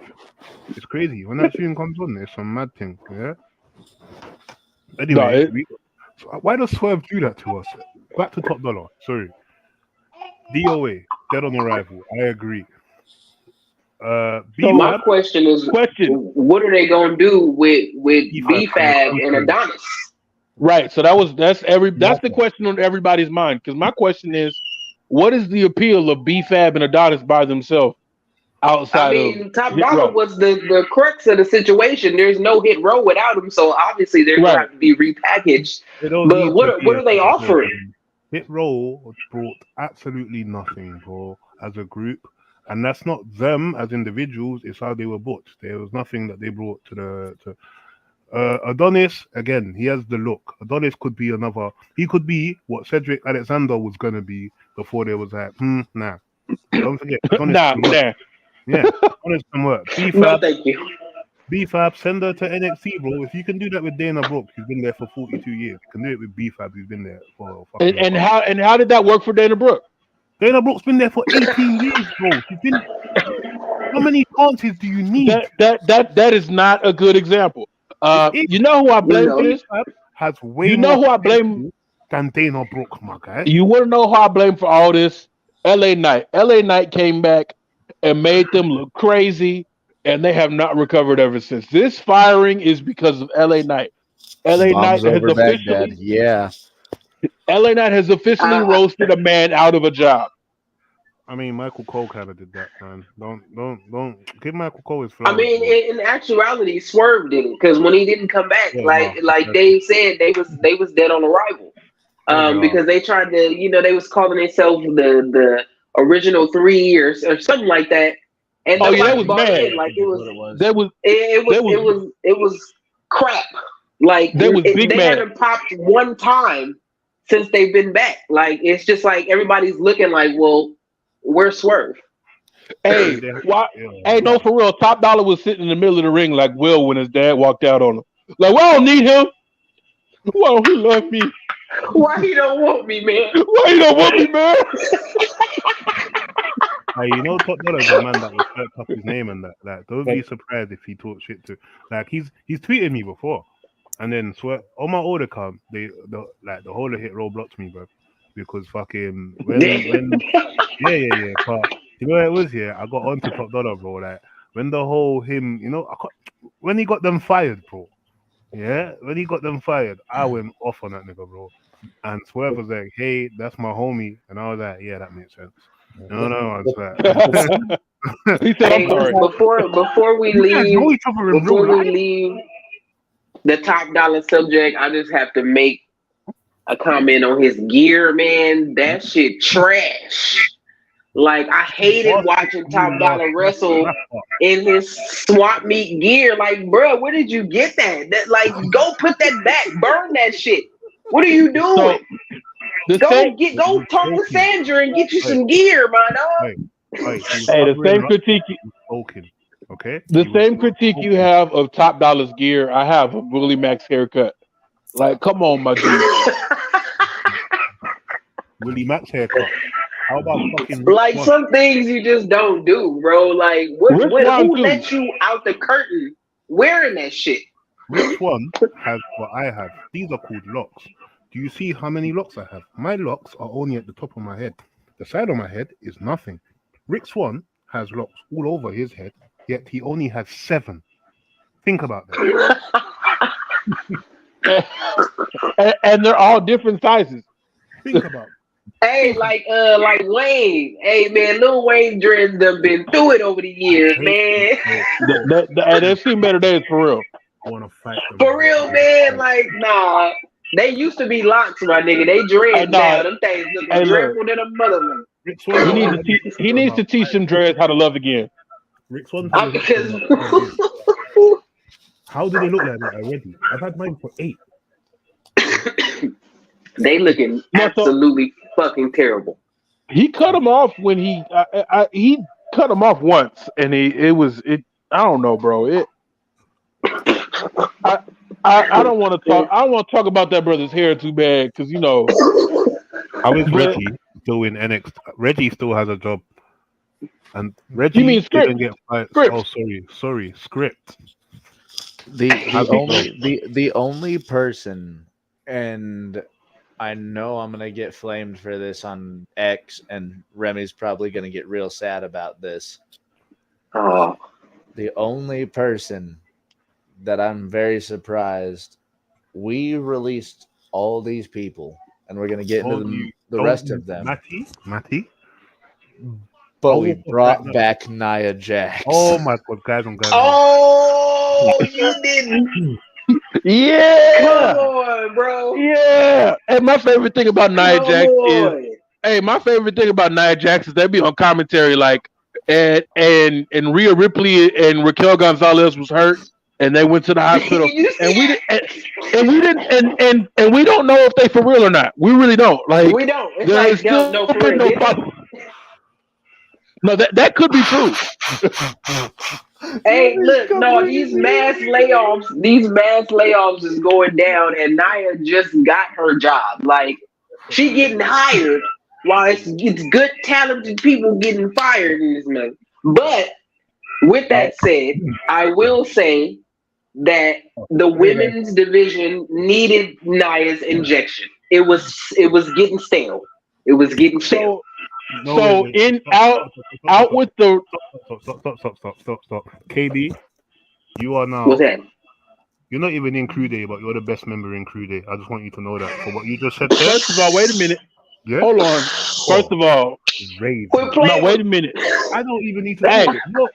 You're Remy right now. You are me. Listen, I'm gonna say this. I don't think it's funny if The Rock came back on Friday when Nia came back on Monday. Oh, you gonna try and play the nepotism card? Sure. Nia was hired. Wow, that's low of you, Shug. That's low. I'm just saying. Nah, my nigga, that's low. You just saying. Hey, look. I'm just pointing out the obvious. That's it. That's about getting ready to go to sleep. I think. Man. Y'all over here. I need a favor. Rock said, no, I need a favor. Nia Jax is better than fucking Dana Brooks. Nia Jax. Oh yeah. Mm-hmm. All right then. Rim about to rage quit. He said, "I'll stay up for this." Nia Jax. Yeah, bro. Listen, I nearly turned off my laptop 4 times just then, bro. You get me? I nearly just fucking smashed that shit. I was gonna headbutt my laptop. He didn't upset the stream. I'm still paying it off. I'm still paying off the laptop, so I can't smash it. You're lucky. Yeah. Oh, you still making payments? Hey, yeah, I feel that. You still making payments, but hey, chill on that. I'm still making payments. Hey, man, it's a rising. It's a rising. Okay. No, but I fucked with Nia Jax, and I think I'm going to say it. I think Reggie should still have a job. I do. I don't know. He's got something. He's got something. What? I don't know what it is yet, but there's something there. It's flippy shit. That's what it is. Any company right now, guys, name me one champion in any company right now that you can see Reggie, what's the word? Pinning, but not only pinning, like convincingly beating. Ray Phoenix. If he was still champion, Wait, 1 second. I'm gonna get to Shook. Davey, who did you say? Tyrus, if he was still champion. I said Ray Phoenix. I said your boy Ray Phoenix. Other than that, nobody. Here's the thing. No, wait. What's this? This is the thing with Tyrus. Why it makes it so ironic. Because Reggie is a fucking flippy doodle guy. Yeah. He literally just has to do 27 backflips and then run into Tyrus, and it will look believable. But I don't see how you would pin him. I don't see. No, see, Phoenix, wait. Phoenix makes sense. Ladder match. Phoenix has Reggie dead to rights, goes on the top of the fucking ladder. Then he comes back down the ladder. He sets up a table, puts the ladder on the table, goes on top of that, slips, falls through the table, and then fucking gets pinned by Reggie. That makes sense. Also, Phoenix has 7 concussions now. That makes sense. Tyrus. Wait, this boy got a concussion counter like Reggie Ray.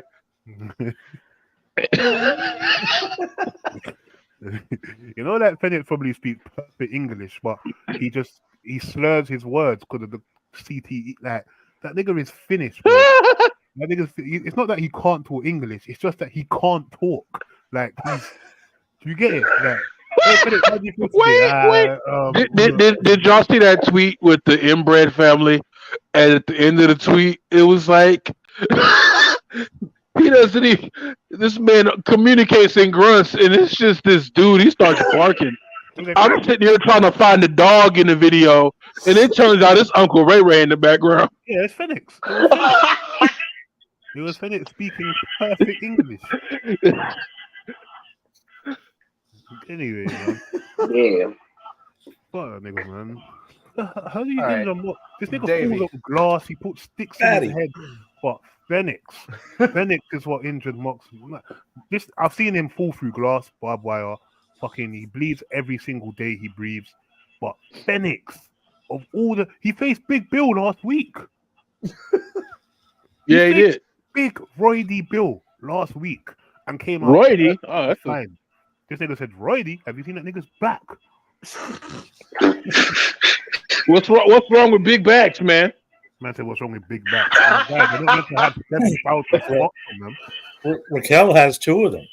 Yeah. And that's her entire character. Wait. That's her entire character. Wait for it. I have a back. Well, it's a character all to its own. I'm so tired of seeing Raquel's fucking back. Like, come on, bro. Like, get a new gimmick. Like, it's not even that good of a back. Hey, look, she be at the restaurant. Hey, she be at the restaurant like, I need a table for 2. It's just one of you. No, it's for me and my back. And my back, right. And my back. The restaurant's like, no, she comes in with her family, and the restaurant's like, sorry, there's no tables. And she's like, oh, no, that's good. And she just goes on her hands and knees, bro. Her back's the table. What do you bring to the table? Back. It's like, bro, like, do something else. Raquel Gonzalez is a whole Encanto character. Luisa. She be smiling, though. She's Luisa. That's... She'd be Luisa, bro. Tegan in real life. Oh, man. Tegan Knox has not been seen on the main roster. She was supposed to be on Monday. No, she was. There was a miss on X. I did see someone say that she got released. She has not been released yet. No, she can't be released, man. Okay. Hey, speaking of releases, we gotta talk about this real weird one. Mason Mansoor. Mason Manny is one that I'm actually kind of sad about because I really like both of them. Talk about a couple people who've just been giving shit and been making shit salad with it. Yeah, but shit salad doesn't fucking bring in money, bro. You get me? No one goes to the restaurant and goes, yeah, let me get a shit salad. Like, they're like, let me get a fucking burger, bro. What you get? So, yeah, again, I rate what they're doing, but it's a business, my guy. Well done for fucking making shit. Don't you sit here and say it's a business when Shane McMahon has been allowed to go out there and flounder his way through several matches. Wrestler in the world. Certified. And below. Can't talk shit on Shane McMahon, best wrestler in the world. Has the cup to prove it. His quads are still at the bottom of the lake at SoFi. Okay?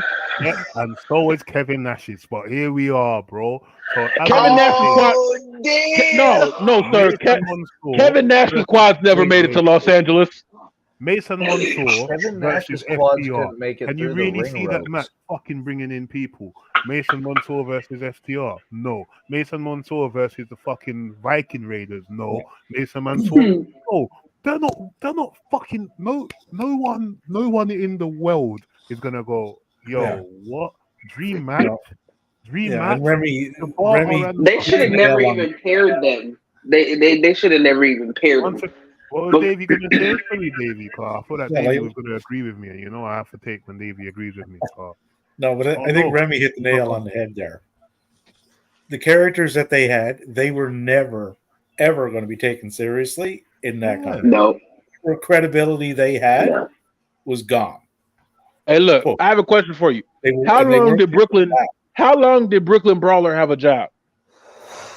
He made his shit work, bro. But his listen to me good. Triple H said one of the problems that he saw when he came back was a lack of depth in the roster. Eventually, we're gonna split these belts up, and somebody got to get beat. Bro, Mace and Mansoor are not a draw, my bro. They're not supposed to. They're not supposed to be a draw. They're not even a double draw, bro. They're not a double draw. They're not. Somebody has to get beat. Who the fuck is gonna look good beating Mason Mansour? How they've been booked in the last year? The Street Profits will probably look pretty decent. They put up, they do some cool stuff, you know. Get a beat down angle. You don't need to look good to be beat. Like they beat down the you need 6'10" something. guy. Like you need Bro, something though. You're starting to sound like Road Dogg. Because eventually people are gonna have to start beating people we care about. Okay.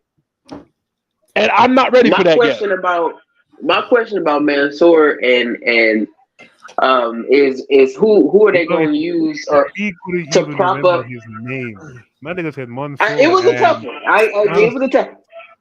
No, but who are they going to use to prop up in Saudi Arabia now? Because Vince threw him right in the front every time they went out there. Big fat. And now he's let go. They'll throw Jim. Yeah, and Mustafa. Yeah. Hey, especially when you got the Prince over there asking for dead people. And here's another thing. Dallas brought up a very valid point. So if I'm not mistaken, Mace is the up, down, down champion, right? And he said he's not giving the belt back. He ain't giving it back.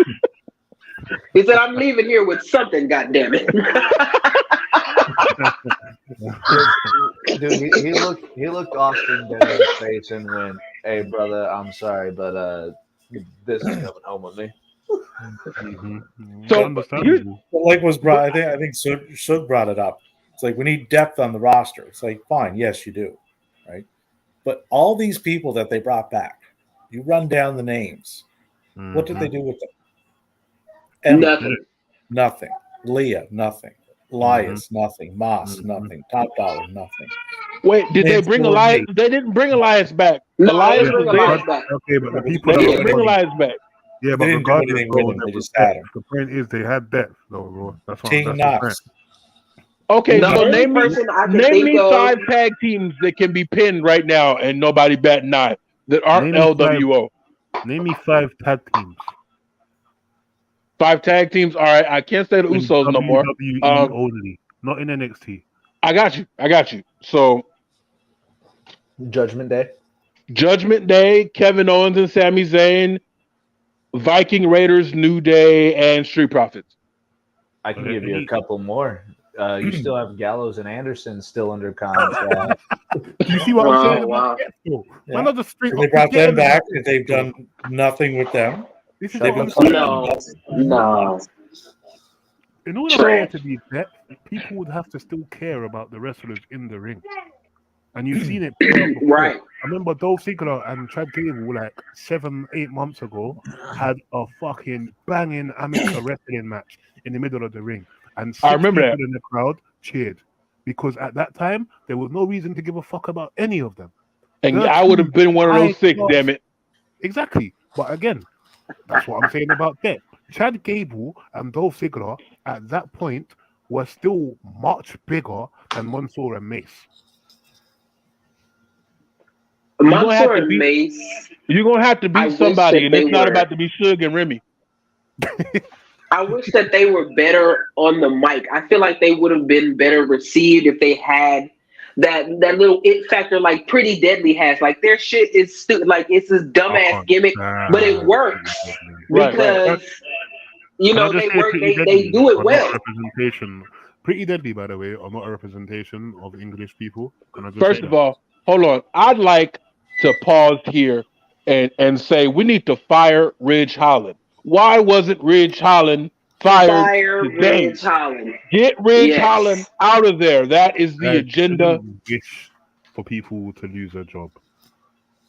I was disappointed when I didn't see his name. Yeah, I'm with Remy. I don't ever wish for someone to lose their job. I'm not wishing. Okay, so listen. If you hurting everybody, the big guys, the little guys, the medium you don't guys, need to be here. You don't need to be here. We just shit on Ray Phoenix this whole episode. How do you sit here and be like, yeah, forget Ray Phoenix because he's hurting people? Okay, I'll tell you how. Ridge Holland only ever hurts one person. That is being the opponent. Ray Phoenix hurts 2 people, and that's the opponent and himself. And Ridge Holland has hurt 3 people. Ray Phoenix has hurt fucking double that instantly, bro. because each time he's hurt someone, he's hurt himself in the same match. But Rich Holland has been wrestling for half the time. So if we keep going at this trajectory, if we keep following his path here, it's not a good path. There won't be anybody for Rich Holland to wrestle if we keep this motherfucker. And wait a minute. So hold on. Big E is not coming back. Man, do not mention Big E. No, we can't. not likely. No. Come on, man. So Big E is not coming back. But you know who is back? Nia Jax. And so No. We're not just gonna segue out of that. We're not just gonna segue out of that. Big E is not coming. He took Big E from us at the cusp of his main event career. Did I miss this announcement? Did Big E say I'm not coming back? Quietly, yeah, he did. No, yeah, never. He just said it's not. I missed that whole thing. He said he wants to stay in the business. He might try to get into commentary, but he's told several news outlets that he's probably not coming back. God. Which is horrible. Yeah, definitely get Rich Holland the fuck up out of here then. Oh no, see, I disagree with that. I don't think that's Rich Holland's fault. Yeah, him breaking his neck is his fault. But this is my thing now. I don't blame Rich Holland for that. I blame it was an accident. No, fuck all that. I blame management, bro. And this is why I blame management. How? Did management throw his ass? Did management? No, I'll tell you how. It's a butterfly effect, bro. It's a domino effect. I'll tell you how, yeah? This is exactly how. Don't forget, less than 3 months before that, Big E was a WWE champion. Big E lost the title to Brock Lesnar because, new fucking deal, etc., etc. Hey, man. Only because that new deal came through, yeah, why Brock Lesnar... Wait. It's only because that new deal came through where Brock Lesnar ended up having that match with Big E, winning the titles, therefore they shot Big E back into the tag division. If that deal didn't come through, or if they didn't feel that Big E wasn't a big enough draw, so he could have kept the title, he would have never been facing Rich Holland on that day. Fuck all that. Bro. Not fucking that, bro. Rich Holland tossed Big E over his shoulder. That match should have never happened. Big E never recovered. So, like, at the end of the day, it's a lack of him knowing what he's doing. It's a need of more training. I saw like 4 Ridge Holland NXT matches, and they were so short. One time I went to take the trash out right fast, thinking I was going to have him in it, and I got back, and he was done. That was like, hey, I get that they accidents and everything, but like when you're a walking hazard, bro, like Rich Holland definitely has it. But I'm just saying that match shouldn't have happened in the first place. That's what I'm saying. If it didn't happen to Big E, it would have happened to somebody else. Like, yeah, hopefully Ray Phoenix. Who knows? Like it happened to old boy from Pretty Deadly. Like he's just a walking hazard. I will say. The guy from Pretty Deadly went fucking flying, though. Mm-hmm. I watched that replay how he came down a couple of times. Even that one there, bro, you can't. Rich Holland can't fucking dictate how he's gonna land. Hey, look, hey, bro, hey, I know what it is. He's sticking up for his countrymen. No, I don't he has to do this. Shit. No, because you can't sit here and tell me you don't care about Rich Holland and you sitting here defending Rich Holland like that. I ain't defending Rich Holland, bro. I just see things for where it is, my bro. That nigga definitely hazardous, but the Pretty Deadly attack, the pounce attack, that move there, bro, your landing, the way you bump, obviously your trajectory kind of depends on how hard you push, but also you jump up for the trajectory, you depend on how you land, bro. That was an accident. I see that as an accident. The Big E thing pissed man off. You can go on my tweets, you'll see that I was very vexed at Ridge. Fucking from Big E himself isn't vexed at Ridge. I can't be vexed at that. It's get me. And as I said, from Big E lost the title in the first place, I was already vexed because I didn't feel like he should have. And as I said, if he had just kept the title, or if they didn't take the title off him because they saw that he was fucking drawing, then the match wouldn't have happened, bro. Rich Holland, I don't see him becoming the world champion or anything either. Do you get it? No. I don't. Even if he was crisp in the ring, I just don't see it, my bro. He looks like he's meant to be taller, but also looks like he's meant to be shorter. It makes no sense. Like, No. it's weird. It's so weird. Like, he's so. Like, I will say one thing in Ridge Holland's defense. There's people online that I've seen call it like they were calling him racist and stuff for what he did to Big E. I would just like to say to everybody that Ridge Holland will injure any race, ethnicity, gender. He does not discriminate. Right, no. He will give you an injury if you wrestle the man. Equal hands. Equality for all. This is an equal opportunity injury. He's injuring everybody. An equal opportunity motherfucking injury. Yes, he's gonna give you an injury. It don't matter. He's throwing men, women, children, big people, little people. You feel me? All of them. That was just stupid. Like he gonna injure you, your mama, your niece, your grandma. He gonna injure whoever step in front of him. Guys, so to go back a few years, would you be calling for Seth's job when he put Finn out and Sting? Pretty reckless back then. I know a lot of people were, though. A lot of people were. I was really upset with Sting because I'm not gonna lie to you. I just saw Sting in WWE. Sting. He had like 2 matches. I feel like you needed to be a little bit more careful with the Stinger. But Sting came back, and just like homegirl said, G Osiris, never say never when it comes to Big E. I get it. He might come back, but he was. I agree with Wendy there too. If they had not booked his title reign as a complete afterthought, where did Gio say never, my bro? On Twitter, she tagged me in it. She like me. She tagged me. What, she don't want to talk in a chat? Like, hey, all that. She tagged me personally because I got it like that. But listen,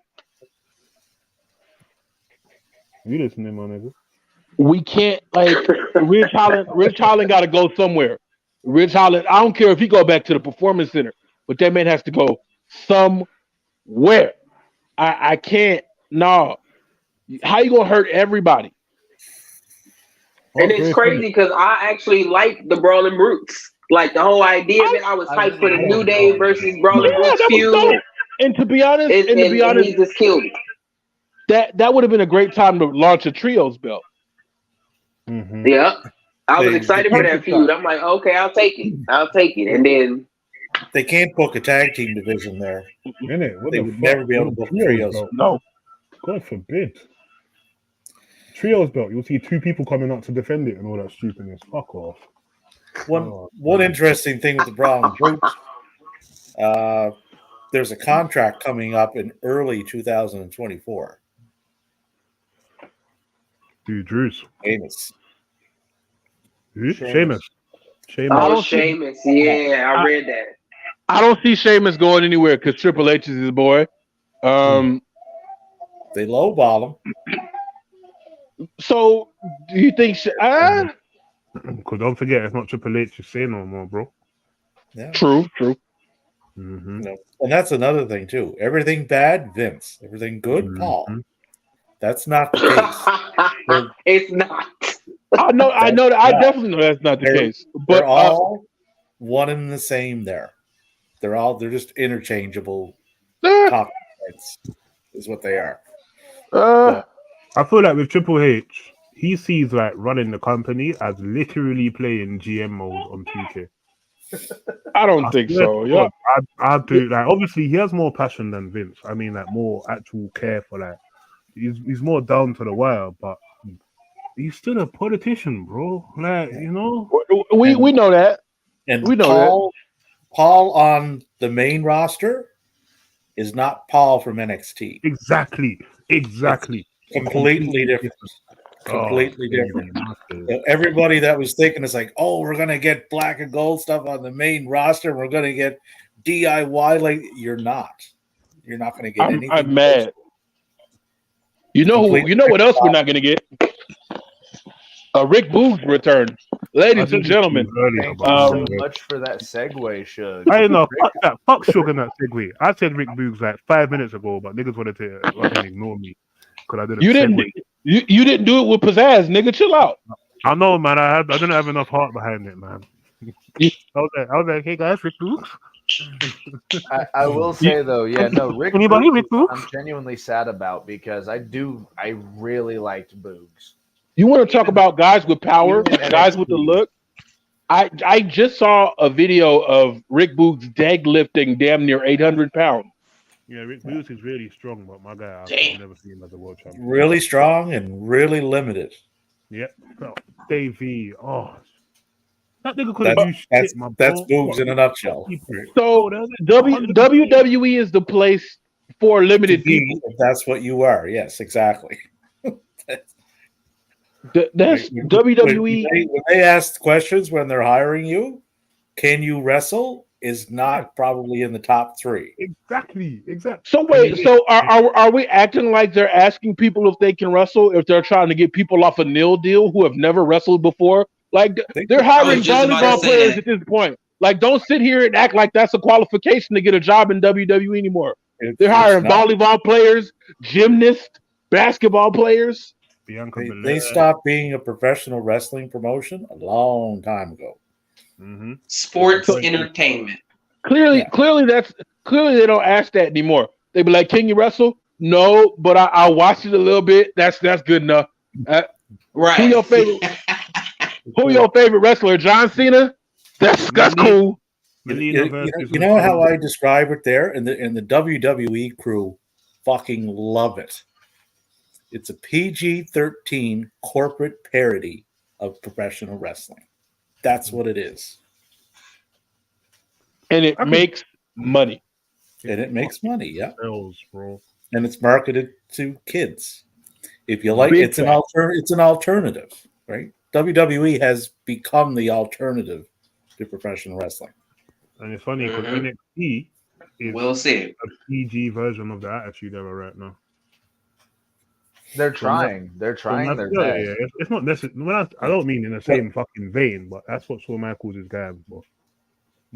But I will give Sean credit.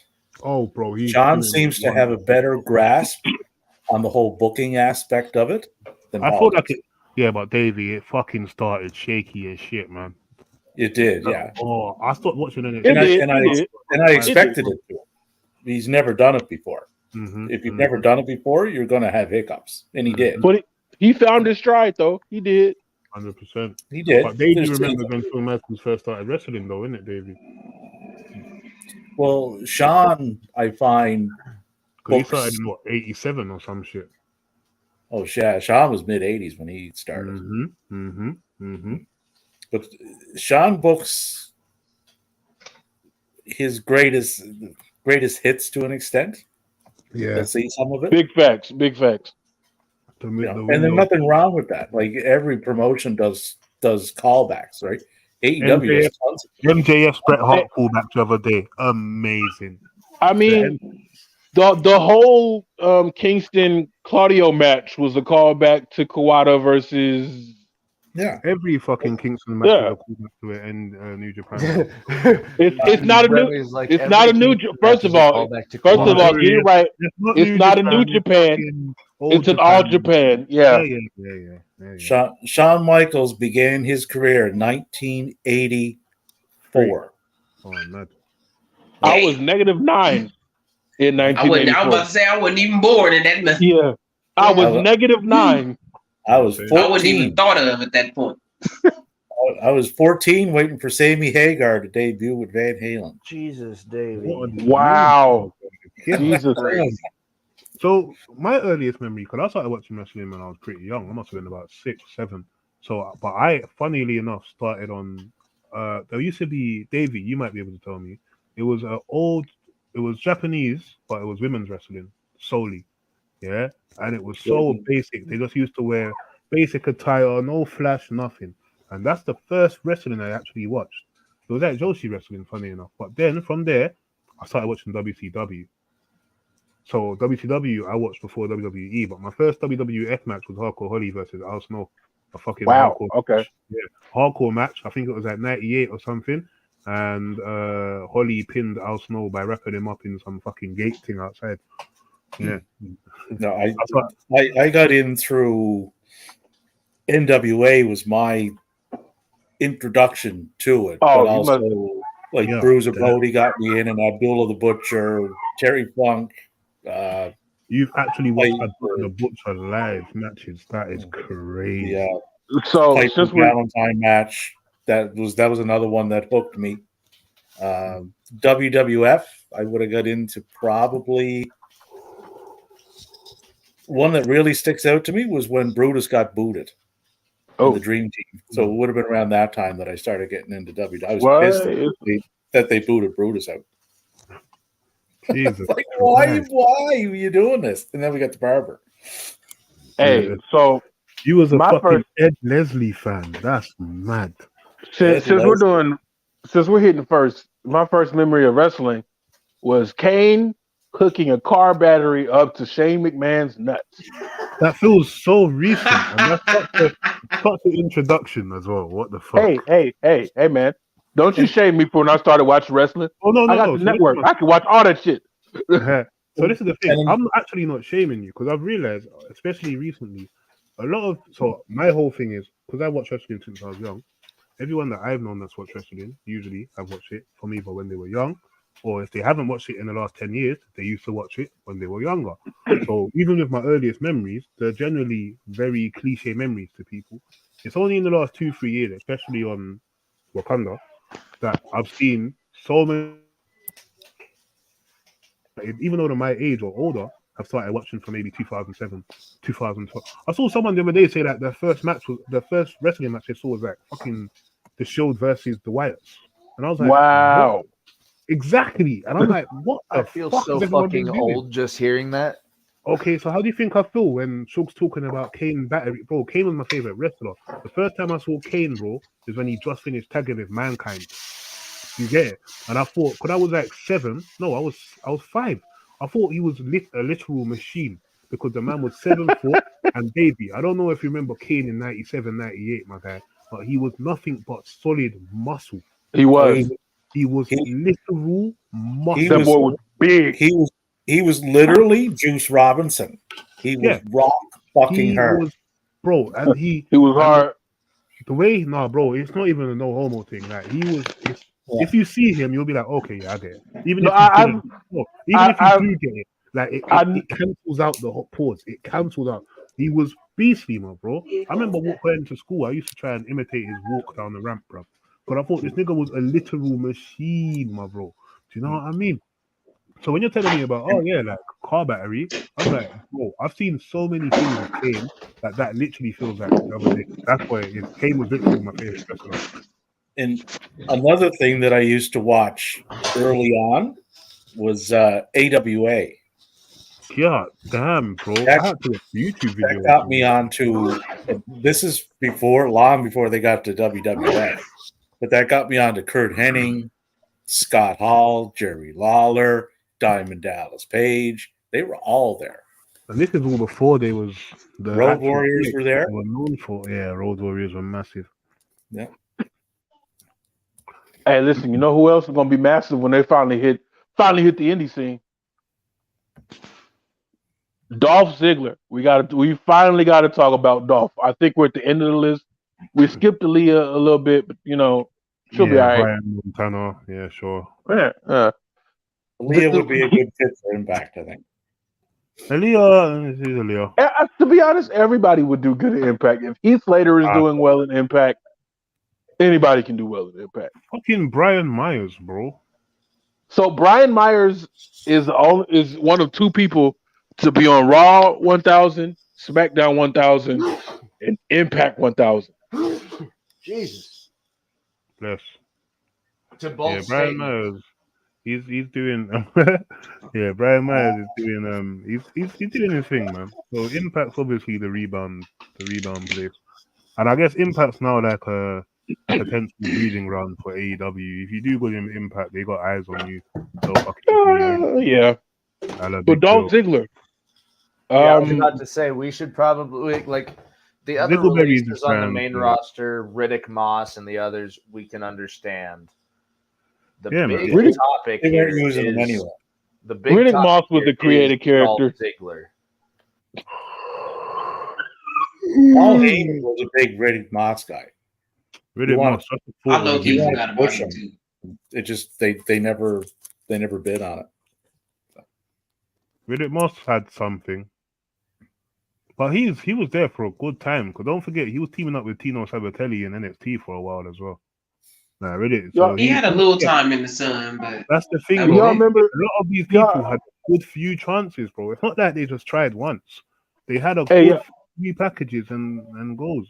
Y'all remember when Tino got fired and went to AEW and had a few matches and got hired like immediately after because he brought back some information? Yeah, he was a fucking rat. He was an idiot. Damn rat. He was a rat, bro. Done the Gunner thing. So But Dolph, I don't see going to New Japan. No, Dolph is going to No. AEW Nah. without a shadow of a doubt. If he goes AEW, if man. he goes anywhere, it's AEW. He's going AEW. He's death, bro. Nick Nemeth literally last week tweeted the thing that's about yesterday. No, was it only yesterday? No, it wasn't yet. It was before yesterday. It was. I'm Oh, sure was it was. it? It was like yesterday. I'm sure it was. That means he must have known them, bro. But I thought it was earlier in the week. When No, he tweeted a picture of them. I'm checking it out now, but I'm pretty sure it was like yesterday.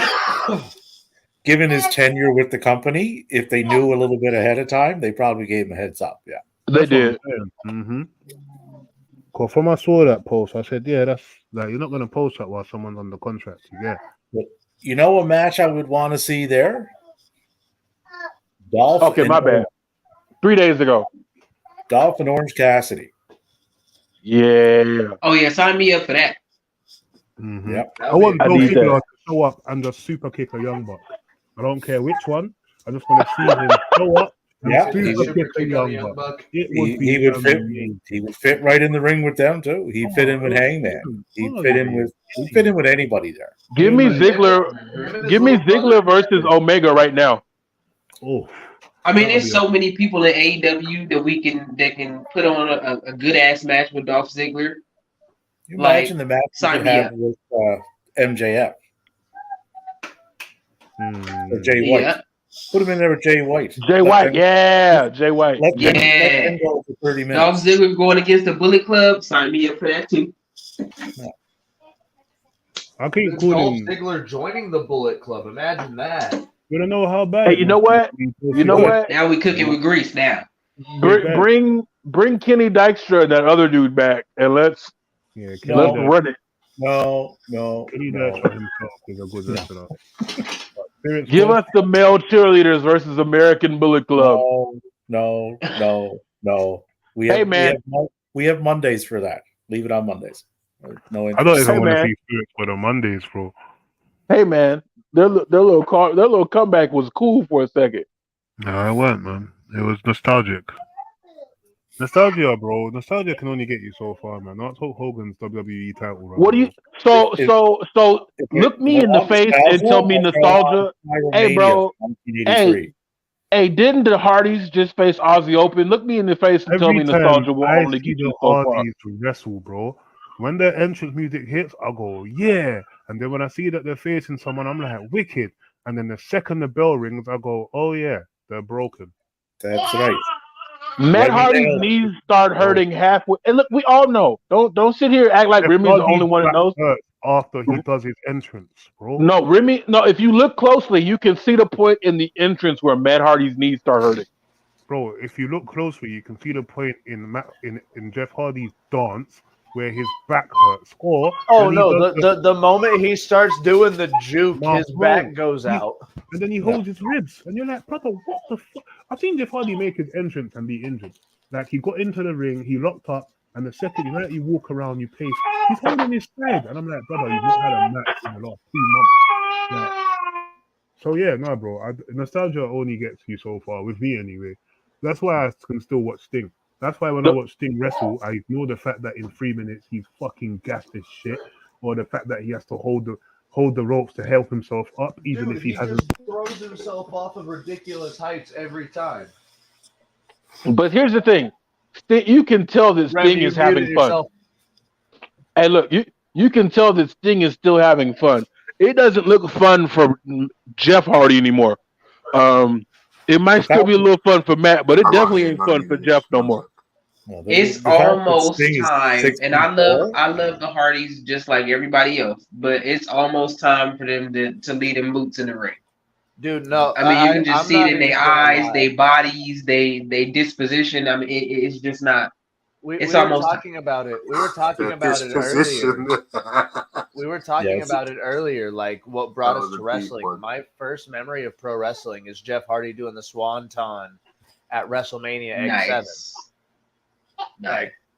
My first memory of wrestling is Yokozuna smashing niggas in the corner with his big ass. Hey! All that. Wait, hold on. Did you get that thing oiled down yet? I mean, that boy used to drop on him in that corner. Like, I'm a kid thinking, like, man, like, is he dead? That's my first memory of Yokozuna.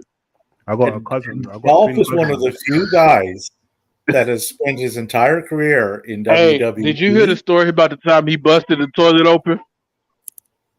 Yokozuna? What was that shit? Sure, where you going, bro? Y'all can't see me. Say that and disappear. No, we can. No, we heard you, and then you just went dead. My stream got crazy. My bad. Yokozuna did what with his ass? It's a backstage story. Yokozuna busted a toilet wide open. Undertaker tells this story. I believe it. I ain't even gonna question it at all. I guess he was a little too he was a little too girthy. A little. I guess he was a little too much for the porcelain to handle. And he had a real high voice. So he goes in the bathroom and he's doing his business. Next thing you know, you hear him screaming like hell. He's stuck on the floor covered in porcelain and water. It's water shooting all over the place. Shit all over the floor, I'm assuming. Yeah, no, it was nobody wanted to help him up because he was in a bad way. Hey, Big Show said he had a similar situation. Said he was in a hotel and he's gone to do his shit, and he said he sat down on the toilet and his fucking knees are touching the wall in front of him, and he's gone like the second he's relaxed to start doing his shit, the toilet's broke underneath him, bruv. he said there was a big hole in the fucking wall, bro, in the hotel. That's incredible. God damn, bro. I remember that. That was in a book. That was in the WWE travel book where everybody was just leaving stories. I remember that one. Hey, why did you do that to me? He said Matt Riddle slapped Gunther backstage. You happy, Rema? Included you this time.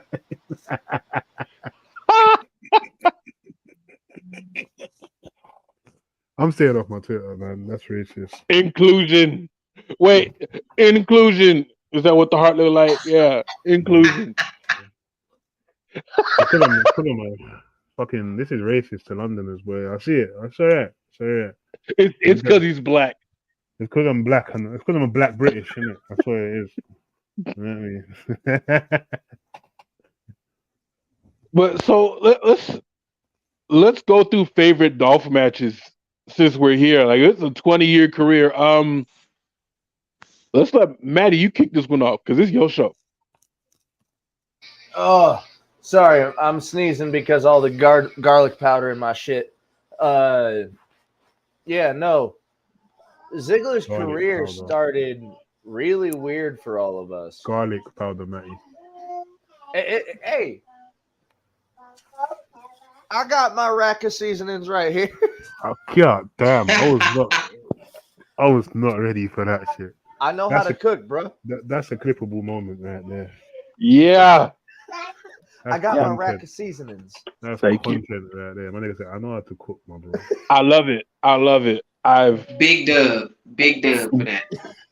But I will say, like, Ziggler's got a lot of good moments in WWE. Aside from him being one of the greatest sellers of all time. Oh yeah. Yeah. he had phenomenal rivalries. Like his rivalry with Kofi Kingston back in like 2011 for the IC title was fantastic. The matches they had were incredible. He had a great rivalry with Rey Mysterio back then too. But going into like 2016, his career resurgence when he was having his rivalry with Miz around the No Mercy time. Yeah, around the time. So like top tier wrestling. The IC title was much more important than any other title in that promotion at that time. That was the main event, if I'm not mistaken. They put the WWE champion. It was. Yeah, they put the WWE because it was the night of a presidential debate.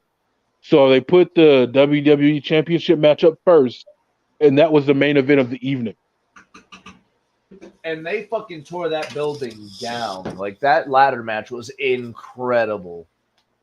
Hey, speaking of ladder matches, I'm gonna say my favorite Dolph Ziggler match was his little Intercontinental Championship feud with Brody Lee. Oh yeah. You mean Luke Harper? Look, bro, all these damn names. I can't keep up. Luke Harper, Brody Lee. I got to see that one live on the house show circuit. When I tell you those boys worked every night, because they were running it. I think it was on the holiday show. Dude, so they were like, doing there was reports that like people like they were putting in like 30-minute matches on the house show circuit. Like they were beating the shit out of each other. I can confirm. Repeating it on TV. I can confirm that was most definitely match of the night at the show I went to. Amazing seller. Matty was right. He did come out a little weird, trying to shake everybody's hand, and then he got married to Vic Guerrero. That was Dolph Ziggler. That was strange. Hey, that was. I remember that entire run for one reason, because he tried to do that to Kane in the Royal Rumble, and Kane just fucking chokeslammed his ass. And because he was in the ring, he shouted it, which was hilarious. Yeah. He was like, I'm Dolph Ziggler. As loud as that boy could in the middle of a packed audience. Could see that nigga's abs tensing when he was shouting. Like it was like, yeah. If I had abs, you could see them tense when I shouted. I feel like we'd be very wrong to bring up the fact that Dolph Ziggler had a lot of great moments without bringing up the fact that he won the NXT title. I'm completely joking. He has one of the greatest Money in the Bank cash-ins behind Seth Rollins at WrestleMania. Facts. All right. I'll put him. I'll put him third. Better. I think Seth Rollins cash-in is overrated. Overrated? You tripping? Mm-hmm. Did you say it's better than something? You bugging, bro. I think Seth Rollins cash-in was over. I think it's really good, but I don't think it's the best ever. I think, bro, that Dolph Ziggler fucking that pop, the crowd behind every move. Seth Rollins saved WrestleMania. Because they shouldn't have fucking booked two people that no one wanted to see, bro. But he saved it. Listen, that was their get out of jail. Anyone could have came out, my bro. Anyone could have fucking. Not anybody. That's what I could have came out in that moment, and that crowd. You a damn lie. You a damn lie. Fucking get me, bro. Nobody know. Had the best cash-in ever. Fight me. Send me a ticket. Fly me out, bro. I'll fight. We'll fight in the London subway. I ain't got time for that, bro. It's getting spicy. Hey, so KB ain't invited to the next one because she's an instigator. So how do you go from the favorite member to uninvited? Okay, I'm a WWE fan, bro. Let me keep it fickle around here, bro. Fickle. Oh, you're right. We are fickle. Yeah, bro. We fickle. We go with the times. For the remember when Daniel Bryan had that gimmick when he come out? Fickle. Hey, that was gold. Nah, and they was hitting with that when he bought out the belt that was made from like wood or some shit. Yeah, like that shit was golden. Yeah. That shit was golden. Nah, David Bryan is a fucking genius. Davey, you want to say something? Yeah. For the talent that Dolph has and has had over the last decade and a half, if he was in a different promotion, he would have a Jay White type run. If he was in New Japan, we would be talking about him in the same kind of breath. NWA Power was still banging on all cylinders, and Dolph Ziggler went there. He would be the guy to take that to the fucking next level. A lot of these guys can go to NWA. So let me say this. No. Dolph Ziggler, when NWA Power came out with the first season and it had everyone's eyes on it, bro, they needed a Dolph Ziggler. Dolph Ziggler would have been Ziggler versus fucking what's my man's name? Tyrus, yeah. No, oh god, no, man, the other one, yeah, the one that's in WWE now. Aldis, Nick Aldis. Yeah, the gladiator from TNA, him, yeah. If he had faced the Magnus, there you go. If he had faced Magnus, that would have been amazing. That would have been an amazing feud. Yeah. So let me say this: WWE got his name out there, but they never. The promotion itself never viewed him. Mm-hmm. Vince McMahon never viewed him, man. Yeah. Hey, so let me say this: this is the only person I don't want to go to Impact. We were talking about Shelton Benjamin being in the drinking from the fountain of youth, and he'll be able to go anywhere and do anything. But what about Dolph Ziggler? Like, do y'all think he lost a step, or? Oh no, he never lost a step. I don't. No, think. So I just think he's too big for Impact. Like, I'd much rather see him elsewhere. AAA, New Japan, AEW, not Impact. Yeah, like I said, you won't see it in New Japan. That's how I felt about Trent. I was so disappointed when she saw the others. Thank you, KB. Oh my days. Well, no, I think Impact is perfect for her because she's able to be the top star there. Bro. Big fish, small pond. Small pond. Impact is perfect for Trinity. I feel that you lot are downplaying just how big Naomi should be, bro. Yeah, no, I'm with KB on this one, bro. She should be a top talent damn near everywhere she goes. I feel like there's a reason. Now, I feel like there's a reason. AEW, that's not where her talents are. To be honest, I feel like there's way too many people in AEW. Yeah, they oversaturated. They oversaturated. Tony Khan got money and he don't know how to spend it yet. They got Carter. Nah, he got a bunch of people sitting in catering that he promised the world to, and they just sitting here. Right, and some people are okay. Some people are okay with it. Sitting in catering. Others aren't. But I think Trinity should have gone somewhere where she needed eyes on her. Would she have done great in AEW? Yeah, but we only would have saw her every 3 weeks, if that. Right. Or Ring of Honor. Right. Yeah, or on Ring of Honor. So let's let her go somewhere where she can be prominently pushed. She can do what she wants to do, and more importantly, she only got to work 3 days a week, 3 days a month. True. Yeah. Tony been fumbling the ball. Like the fact that we don't see Athena on TV every week is an abomination. Every week. Tony Khan. The run she's been having at Ring of Honor, like that need to be on TV. He absolutely fumbling the rock with that. She needed a match at Wembley. Yeah, thank you. She needed a match at Wembley. Mm-hmm. Absolutely. He just I can't believe this. Like Tony Khan doesn't like black people. Crazy. He's a new George Bush. I'm Kanye West. I'm Kanye West right now, and Tony Khan is George Bush. Tony Khan doesn't like black people. Hold on. I don't care. Hold on. I gotta be what's his name? So I gotta look at you crazy. Oh wait, sorry. I gotta do a deadpan face.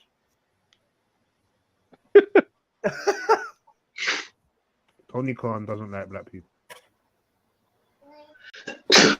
He likes Bowens and Castor enough. That's because they're not dark skinned, bro.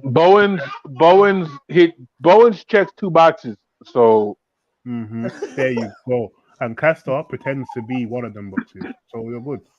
yeah, no. Bowens checks 2 boxes. So like Bowens, Tony Khan is like I can push the What's man, LBGTQ plus lad? and What's black up, people at the Josh? same time. Oh, Josh. I'm still here. Yeah, we're up. Rem at one point in the day said that he could be up for about an hour for this show. We're 2 hours in. Yeah, 2 hours and 19 minutes in. I don't have to work tomorrow, so I'm sorry if I'm. Man, you're talking about work, bro. It's like fucking 8 Shit, p.m. I do. Hey, niggas, it's 5 a.m. where I am, yeah? So let's do... First of all, hey, look. So I woke up at 4, and I started work. It's 5 a.m. It's 5 a.m. right now for me, bro. I don't want to hear nothing about time. Rising for him. I don't want to hear nothing about time from any of you niggas. It's 5 a.m. Yeah? Rate my dedication to this. This is how Tempest feels in Wrestle Talk. I get it now.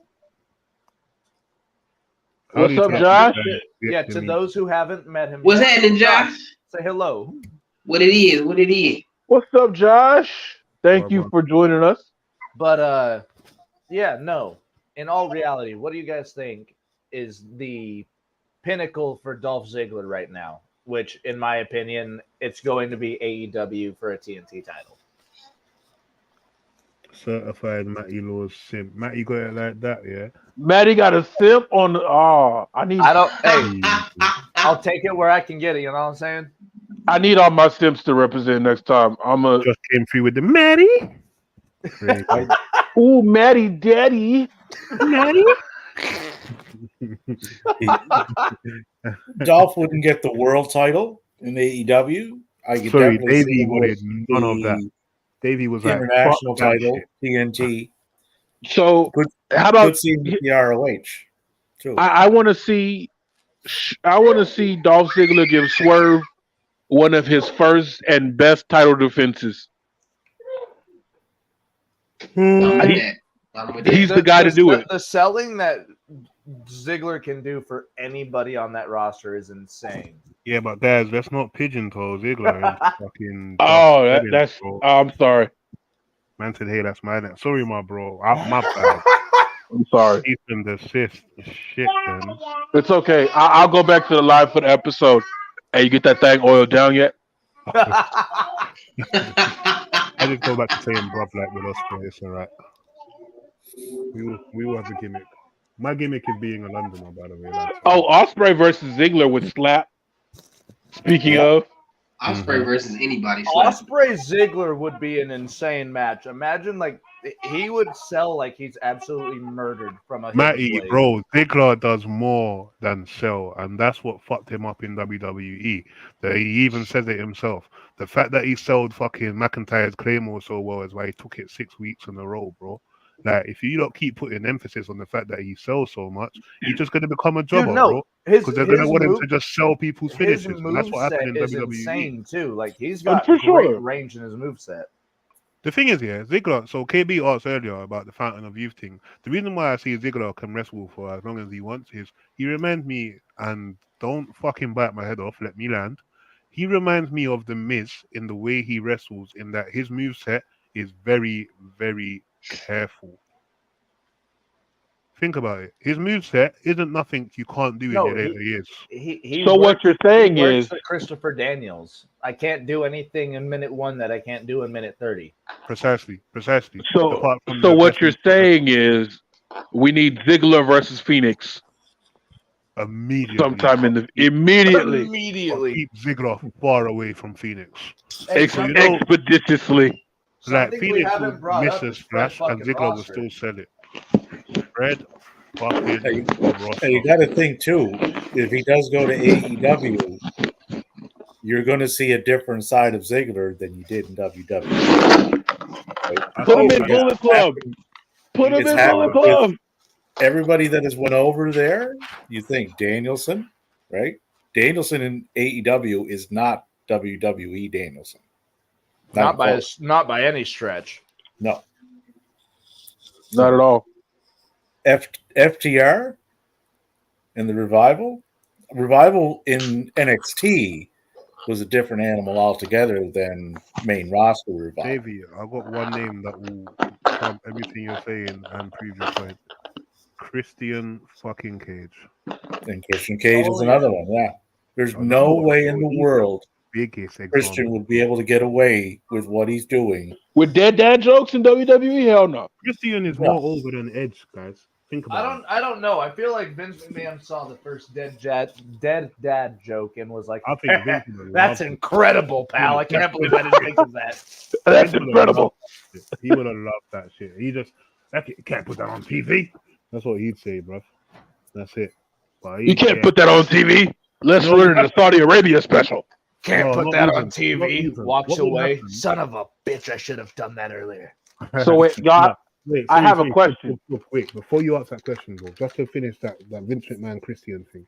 If Christian ever cut like one of the promos in AEW that he does now to Vince, what would happen is, even though he just lost to fucking, I don't know, Psychosis last week, yeah, he will come out next week and be WWE champion.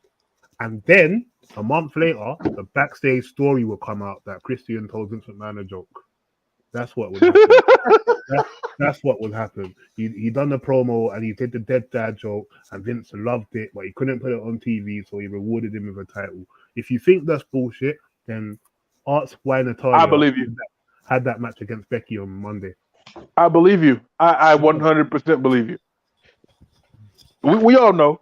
We in the game. So I got a question. You got Josh, because what is happening? Wait. Read the comments.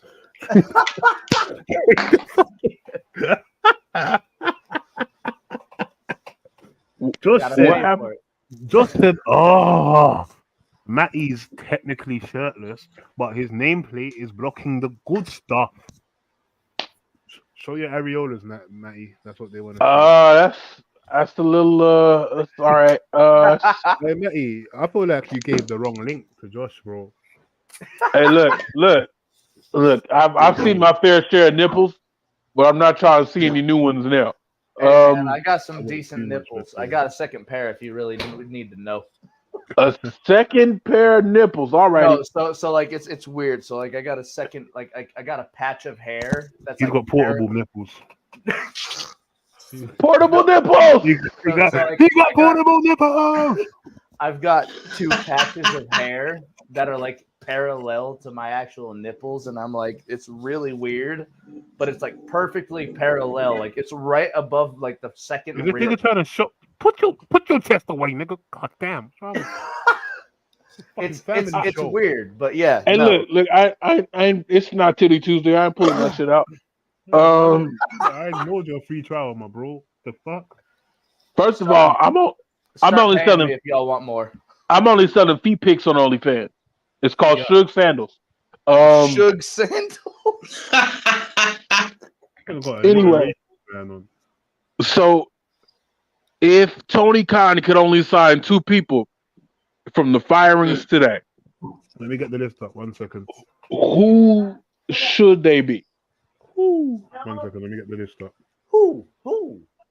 WWE releases only 2. Only two. I would like to go to AEW. I'm gonna say Shelton and Ziggler because of their knowledge.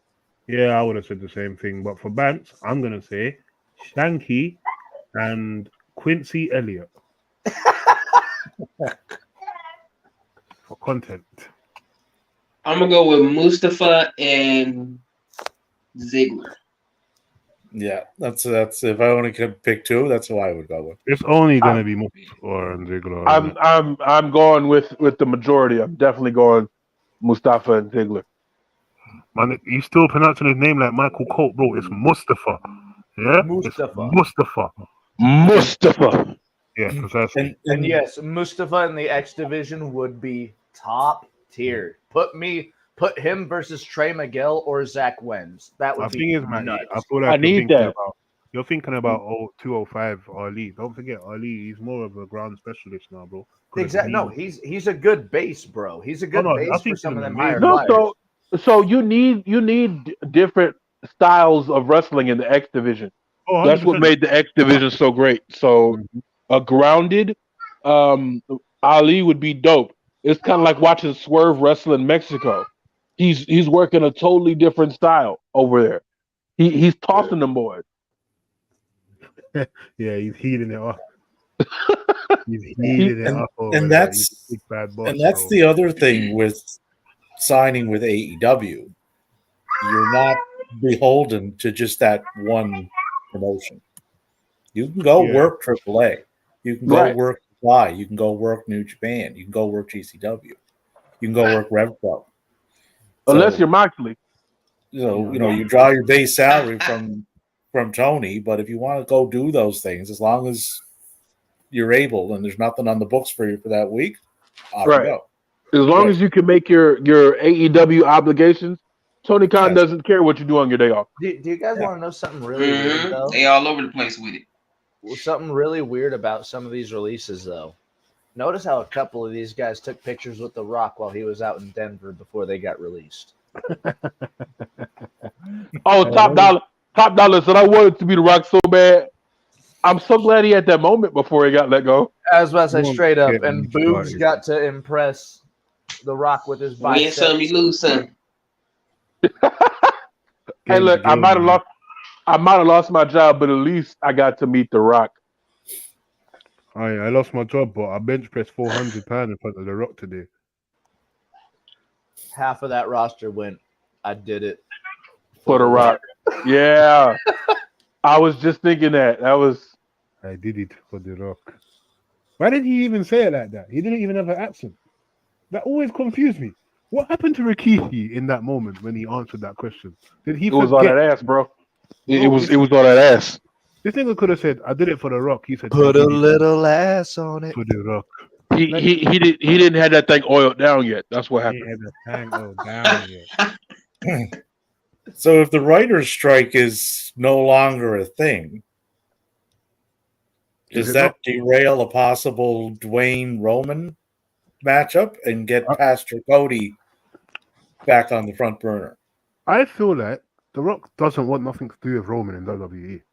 I don't know why. I don't have facts, but I just feel like it would have happened. The only time it did happen was the Royal Rumble thing, and you saw how that went. And I think The Rock He's like, I don't want to deal with this shit again. Yeah, precisely. No, precisely. And I think that's in The Rock's character. And I don't know if you watch like his interviews with Kevin Hart and that a lot, but Kevin Hart, like, you know, like you joke about things in jest with your friend, but you joke about things that are somewhat truthful, innit? Kevin Hart always jokes about The Rock having two faces. I don't know if you've noticed that. Yeah. He always jokes about, if he has to do an impression of The Rock, oh yeah, well, the world is a beautiful place, and it's really telling, because when you listen to a lot of the people that talk backstage about The Rock, Mark Henry has a story about The Rock. Triple H and them lot was calling him a monkey and shit. And Mark Henry goes, yo, why don't you care? And The Rock was like, oh, it's all right, man. My dad's not really fucking African anyway. Like, there's bare stories of him just being a different guy. So I genuinely believe that he just doesn't want nothing to do with Roman. And look, what happened on that SmackDown, bro? Jimmy Uso came out like a segment after him, bro. I feel it. I saw Black Adam, so I can see how The Rock operates. There you go, my bro. And all the shit that came around that as well. You know what I'm saying? Yeah, that Black Adam movie opened a whole bunch of eyes. But bro, it's been there. It's been prevalent for a minute still. And that's the thing. That's why I try not to get too invested in these wrestlers, bro. You know? So that's true. Hold on. Yeah, Josh brought up, I said elsewhere, this felt more like their traditional post-Mania spring cleaning rather than the COVID-style releases. True. But we brought this up early in the stream. We don't know if these are done yet. I think the main roster ones are pretty much done. You might have one or two, but the NXT one should be rolling because there's a couple people on that main roster that do not get used. Like we brought up earlier, Cameron Grimes. But like we mentioned earlier, it's a bunch of people in NXT that are just working out, taking pictures and vibing. So they can get dropped at any moment. They can do, but also, bro, NXT is a development brand as it stands right now. So even if they're just there taking pictures and shit, if they're putting up good stats in the fucking PC, they're gonna be there for a minute. You know what I mean? Whereas you got people on the main roster that's had, again, bro. My thing with these releases, I've noticed a lot of the main roster, there are people who have had chances. And when I say chances, not that they've said, oh yeah, this is on you. I mean, they've tried with them. Maybe they haven't tried efficiently, but they've definitely been repackaged more than once, or they've had a start and stop push, and it's to the point with some of the wrestlers on the list that the crowd are just not going to care. Once the crowd lose interest, that's it. What else can you do with Dolph Ziggler? Everyone knows he's a great wrestler. In WWE, sorry, everyone knows he's an amazing wrestler. But what can you do with him right now that would get the crowd invested? And one name that jumps to mind with this, Karrion Kross. Oh, bro, and I feel so bad for him. Yep. Because he's dead in the water, but he's dead in the water, bro. Cody Rhodes said it himself. They asked him, who would you want to be in a strap match with? He said Karrion. Because he's a bad guy. He has the look, the feel, the moveset, the presence of a bad guy. And he does, but his character was destroyed. Yeah. His character was destroyed before he got to the main roster. Because when he did that promo, with that sunk him. And then they debuted him as the fucking cast off from the Road Warrior movie back in '83. Bro, not even that. Not even that. Because before they don't forget, they debuted him initially. He just fucking walked out, bro. No pyro, no nothing. He just walked to the ring with the NXT title, and then Jeff Hardy fucking pinned him in 32 seconds, and then was gone like 3 months later. And it's like, what the fuck? And if you've ever, and I know you probably have, Remy, but if you've seen Karrion Kross outside of WWE, he's actually quite interesting. That's why I like him. Karrion Kross is only interesting for 18 months. At the end of that 18 months, he becomes not interesting anymore. No, the issue is they put the title on him in NXT. Yeah, and they keep trying to turn him into something he's not. Mm-hmm. Like, why does he have tarot cards? Why? Yeah, I don't know why he grew his hair, bro. Even that, it's made him look so bog standard. Like now, he just look like another guy. Do you know what I mean? Just another guy, bro. He was shaving you, bro. Who the fuck willingly goes bald, bro? Like you have a full head of hair, perfect hairline, and he was I did a really good hairline. I did at one point in life during the pandemic. I was like, I can't do this shit. Oh, damn, sure. We gonna get you that therapy, my bro. Don't worry. You hold on. like Remy said, like the fan base has tuned out to such a degree with that character and that wrestler in general. They're not going to get it back. And I don't know if you realize, but they toned down his moveset on the main roster as well. Even that, because of that, because of Seth's new fucking elbow to the back of the head and that, I don't know if there's a lot of new carry. Don't forget in NXT, Karrion was Hitman with fucking 7 Kaido drivers, bro. The back suplexes on the head, and he actually jump on the head. He was giving them that real strong style stiffness, bro. But he's come on main roster, and it's just like, oh Jesus, man. That it's a different style on the main roster. Mm-hmm. No, for real. Which show it was on. But it was the Finn AJ match, pay-per-view they had in the fall. Mm-hmm. But that match, when you watched it, it's like, okay, this is not a WWE style match. Yeah, this is something I would have seen over in Japan. Mm-hmm. Crowd didn't like it. They're not used to it. Yeah, they were like, "What's this?" Hold and fucking build up and cheer. Come on, get into. They don't like to see go. Do you know what I mean? And that's what they've been conditioned over how many years. But that's why I'm lucky, like I said. 2+ decades. Bro, when I started wrestling, luckily I was simultaneously watching WWE and WCW. I was flipping the channel. I was seeing 2 different sets, and then I used to love ECW. I used to watch ECW religiously. I saw Sandman hitting women on the head with a fucking kendo stick before I saw Steve Austin walk down to the ring. Think about that. Imagine that. I saw Rhino goring women through tables before I saw The Rock fucking do his eyebrow, bro. Like, think about Sandman it. was another guy. Great look, great character, extremely limited. Bro, Oh yeah. Keep on call it a day, mate. Yeah. Hey, chill out. Sorry about that. I had to be a father. I was like, my bad, bro. Sorry. No. Look, people. That's how I be talking about. That's how I be talking to my daughter. I be like, "Hey, you doing too much." Stop that. Calm down. AEW forced WWE to lock so many people down that I forgot how WWE used to do this until again it started at the worst possible time, which made us all hate it. Oh yeah. Oh yeah, that's a very good point. So it has to be a father. Matty is still the daddy. Then they got hit one fucking 10-10 analytical on point statement. And then we're like, Daddy? What? All right. That's okay. But Davey, are there any other names that were on this list that we care about? That we should care about?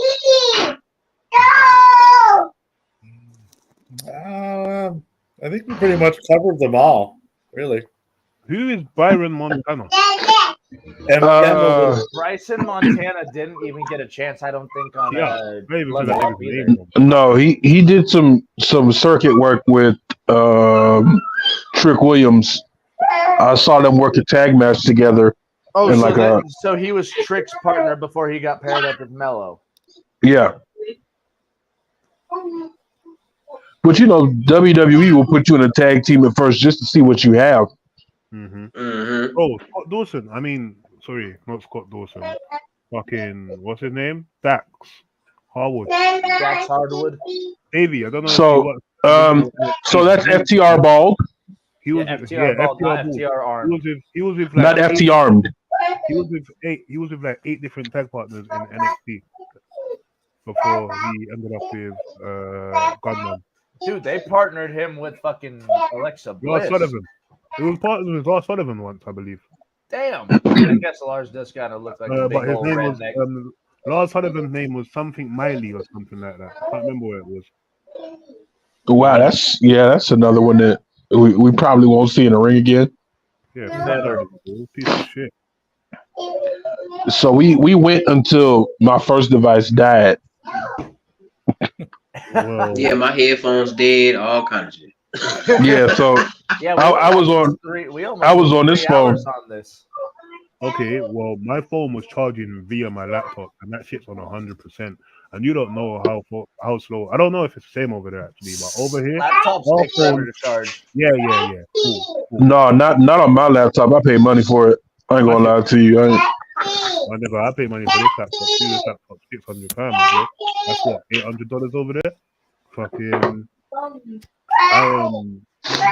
Yeah, my phone's at 100%. So Rem, you're 7 hours ahead of me, right?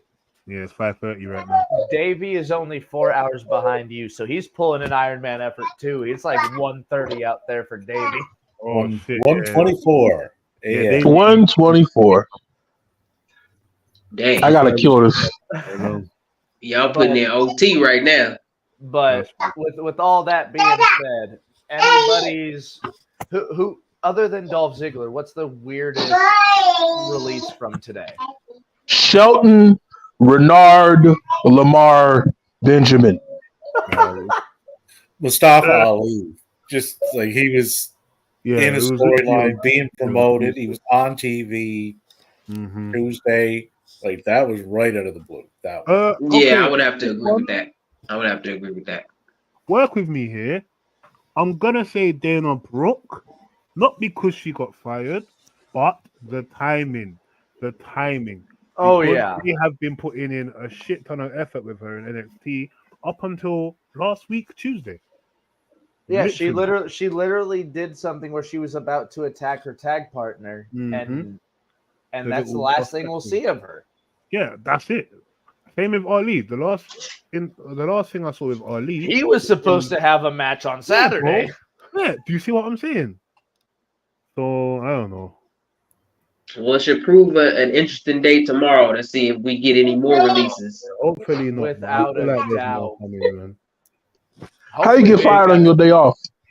Hopefully, we ain't got to come together tomorrow and be like, "Hey, there was more."